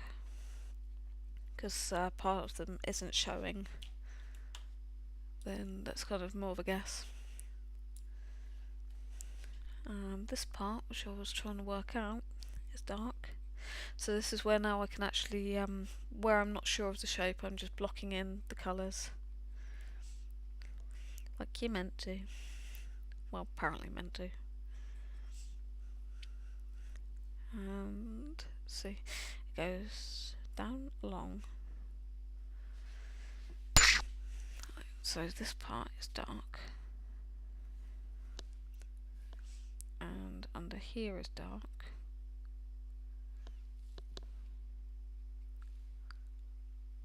That bit's dark.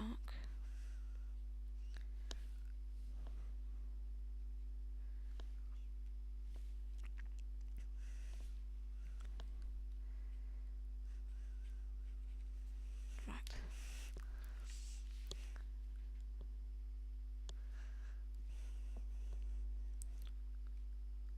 So now I'm feeling a little bit more confident. I'm just very carefully edging in a couple of little bits.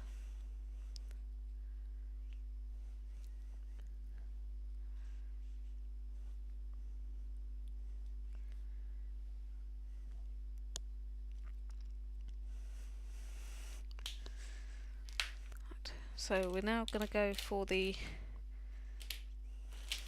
let's see, let's go for the N8.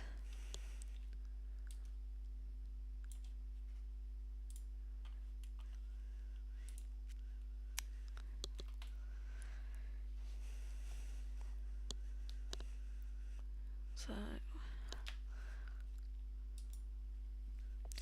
this time I'm just literally looking for the absolute darkest areas that I can see.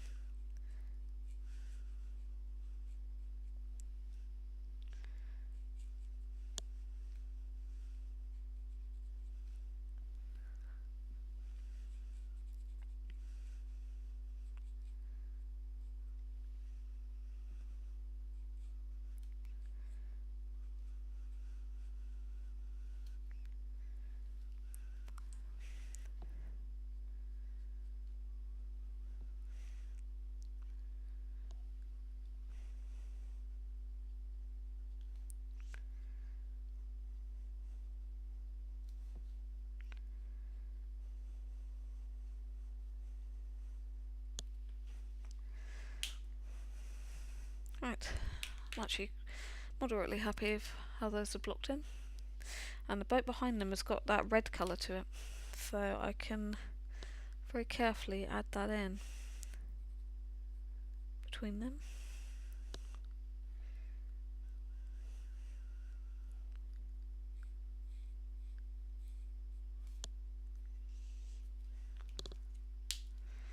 And then add in a little bit of detail into the glass, so using the T5 and then the N3.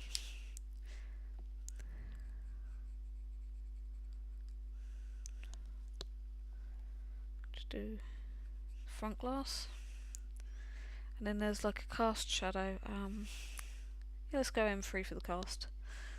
So there's this piece which is quite dark.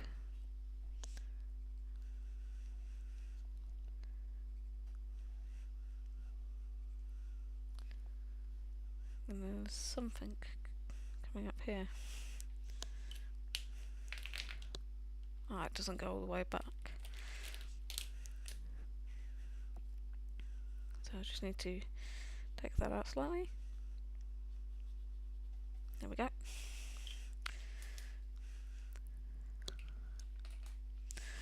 So we'll come back out.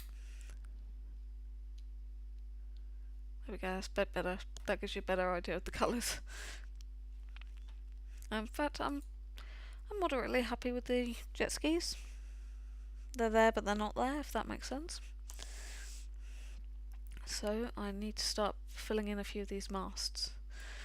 Now there's 1, 2, 3, 4, 5, 6, 7, 8, 9, 10, 11, 12, 13, 14, 15, 16, 17, 18, 19, 20, 21, 22, 23, 24, 25, 26, 27, 28, 29, 30. There's over 30 masts in here, and I think that's going to look far too cluttered. So we're probably going to have to simplify this a weeny bit. Right. So I'm going to sketch in a few and then go from there. Right, so first masty. Because each mast, of course, has got most of these are electronic ones, so you've got cables and all sorts going through.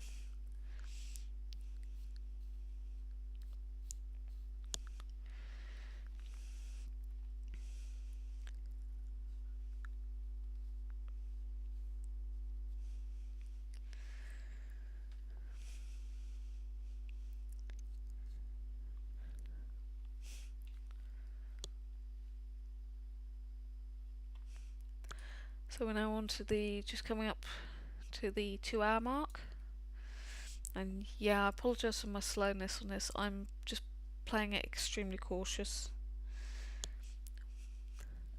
Now I know there's boat detail down here, so I'm not going to come all the way there.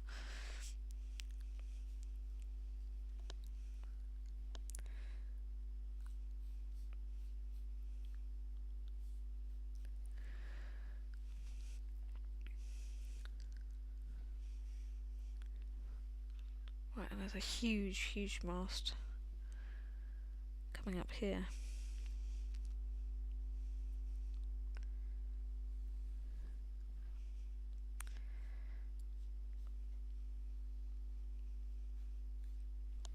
Kind of makes no sense, that one, because the boat is well back here. I think that must be a 42 footer at the back. Apparently somebody once told me that the owner of Ladbrokes in the town has a boat placed in the harbour. It never moves, it never does anything. It just sits there, and they have parties on it and such. It's a waste.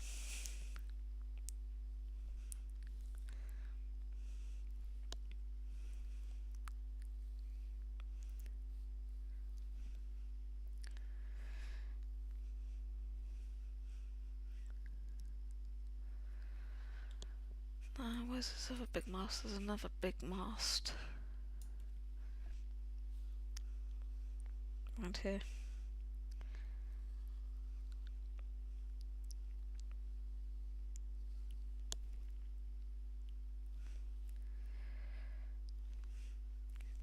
When I walked through town a few weeks ago, There was a guy actually on top of one of these masts doing maintenance to the electrics on it. And I was just like, how on earth did you climb up such a skinny little pole? It was absolutely amazing to literally just watch him shimmy up this pole. Because some of these aren't that wide. You could probably wrap your hand around a few of these. And up he went, working away on it. There must be quite a unique job in a sense, fixing masts and things like that. Oh, there's one mast coming up here. So I'm not going to put all of the goodness knows how many that are in here. That's gone a little bit wide.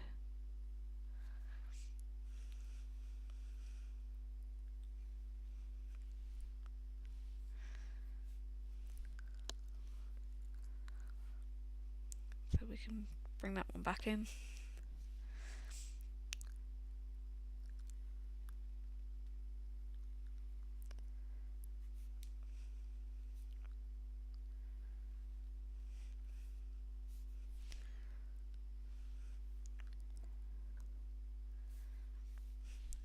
And there's one kind of over here.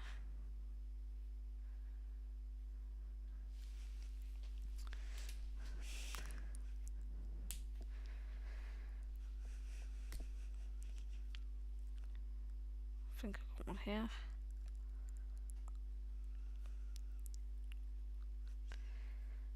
Just that one. And there's another one there.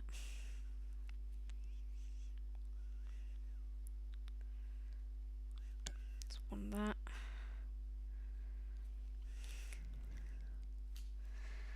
I need one here. And just need one about here.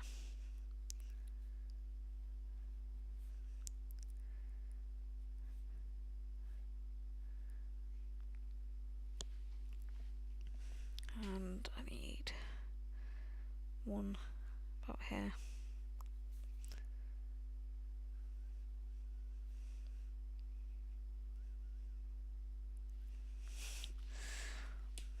Right.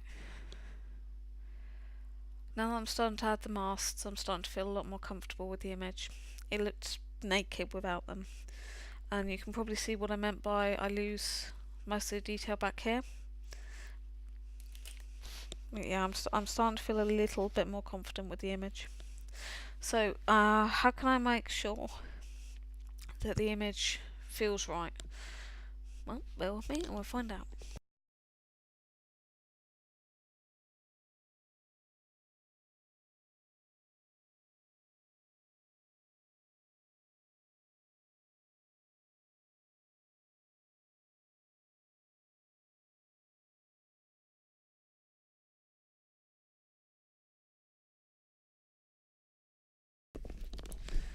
So, to double check my image, I'm going to take a photo of it. Just my phone, nothing special. And by taking a photo of it, I'm just making sure that I'm happy with the composition and such. So here we go. So you can see, oddly enough, this is just about fitting. So there we go. So I take a photo and then I can look at it on there.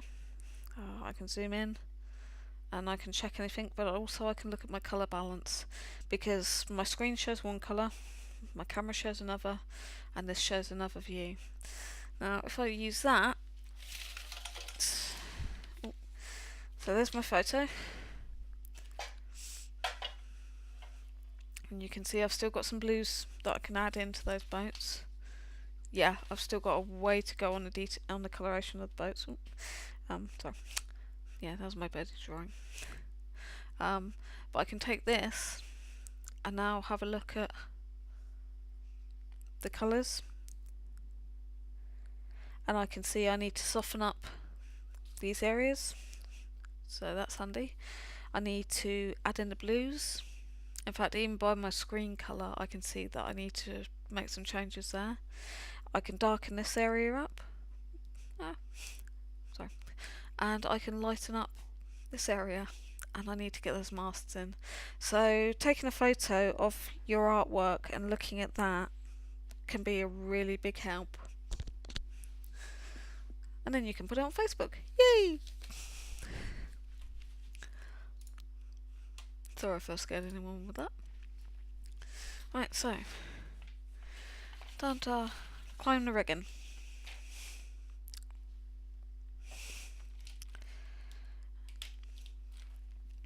Now once again, unlike this area where we had we could break up the line because of the reflections, for these they've got to be much more solid lines.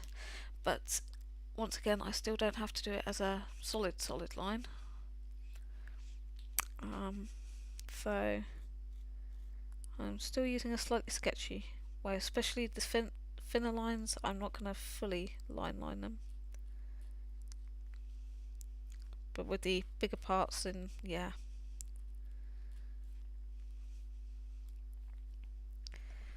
Now with the boats, I've got to get a certain amount of detail right. You know, with animal fur, you can sometimes wiggle a bit and do things in different shapes. With this, I need to try and get it as close as I can. I'm not going to get it perfect, but I want to get it pretty darn close. And that's because if you live by the coast and people come to buy your artwork, you are going to get people in the industries. So you're going to get people from boats. You're going to, well, it's almost like at a pet show. If you did a certain type of dog, you might get picked up because you've done ear shape wrong, tail shape wrong. Certain breeds like the huskies and those sort of dogs and Akitas, you always get a certain type of tail with them. So I think it's not gay.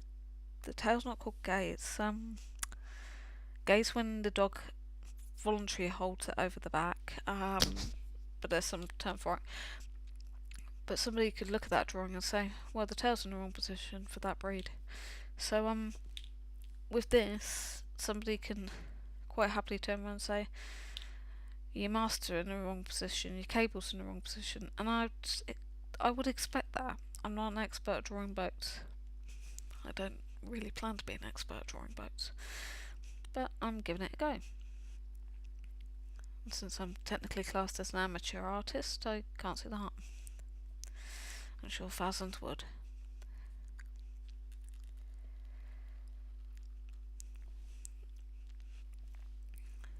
Now the reason behind this drawing is, in a sense, because I live near the coast. It seems that any of the shops and galleries want seascapes, landscapes, scapes, things of the local surround. So when you go into them with a picture of a horse or something like that, they're just like, no, don't want to know.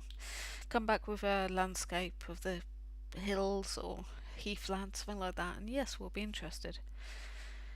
So yeah, this is kind of the only way to go. So I'm trying it out.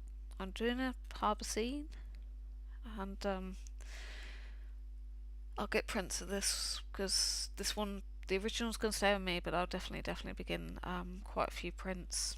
And then I'll be selling off the prints because there's a few people, well, there's at least 3 people who have asked for it, so they'll get the prints.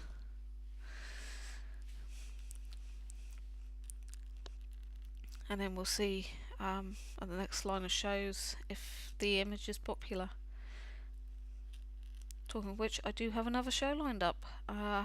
It's in the UK as always, where I'm based, and it's going to be in the town of Poundbury, which is Prince Charles's model village. Yep, not literally. It's not teeny weeny weeny or anything. It's not like teeny weeny houses. Basically, he designed the architectural style and everything, so it's colonial. It's a real mishmash, but it's fun. So it's sometime in April. If I get in, I've sent in my application form for it. You're never guaranteed to get into these shows, but it's the first one at the town, and Poundbury is quite a well-off, well-to-do place.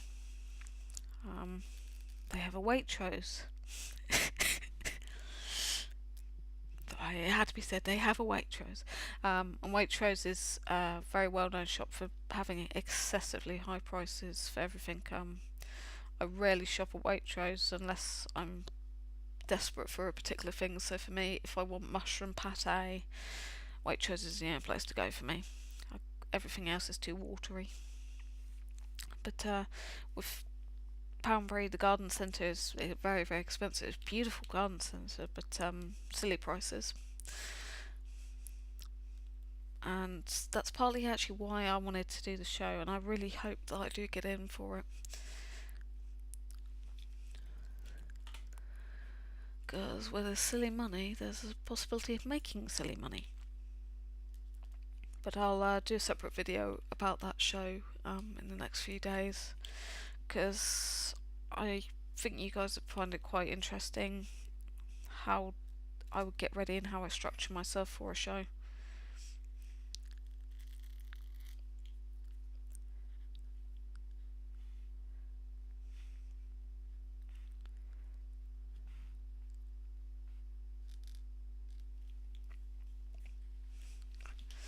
So that's the masts. Pardon me.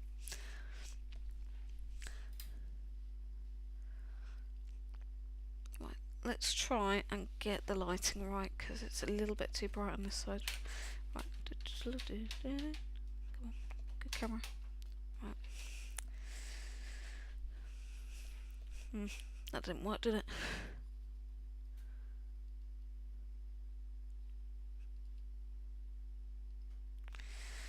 Right, yeah, I do promise I will sort out lighting at some point. We will get some sort of ring light or something. It's just I've got so much light here. I've got to do little shapes. See? Right. So I've started to add in a detail. I've got the masts rigged in. So I now know that I can darken off certain areas, and I need to smooth out the sea textures a little bit, not madly. So to smooth them out, I'm probably going to use, in all honesty, I'm going to start with a B32. And the reason I'm starting with this one is because it's a light colour, but it's also got a little bit of violet in there. And I've got a little bit of a problem with this edge here, so I'm using the chisel nib.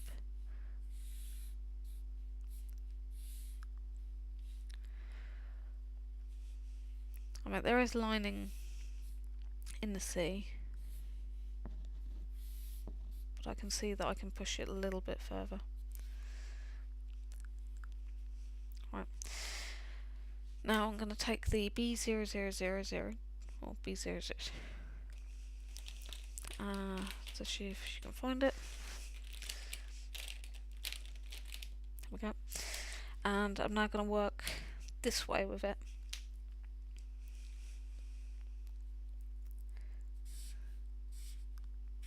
Because this is the one with the most alcohol. I'm going to go right up to those edges, and this is going to soften it, hopefully.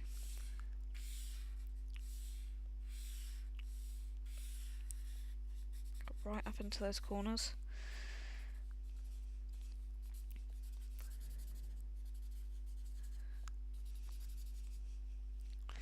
And if I go over a little bit of those masts, it doesn't matter, it's such a light colour, it's hardly going to affect them. If anything, it will probably actually help soften off some of that colour.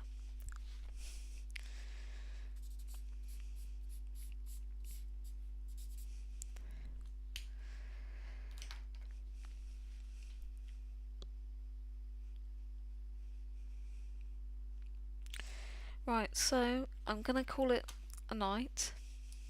because I've got an early shift tomorrow morning, and I really should have been in bed like an hour ago, so yep, I need my Z's.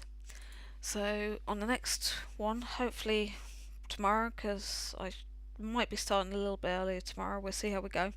It's going to be a case of finishing off this detail back here, smoothing out this colour, really getting it smoothed, finishing off any odds and bits, and just picking out key areas, sorting out this little area here, and then I think that's nearly good to go. So thank you very much for being here and watching. You've been appreciated, and I hope everyone has a lovely evening wherever you are, or day. So till next time, please take care, and happy drawing to you all.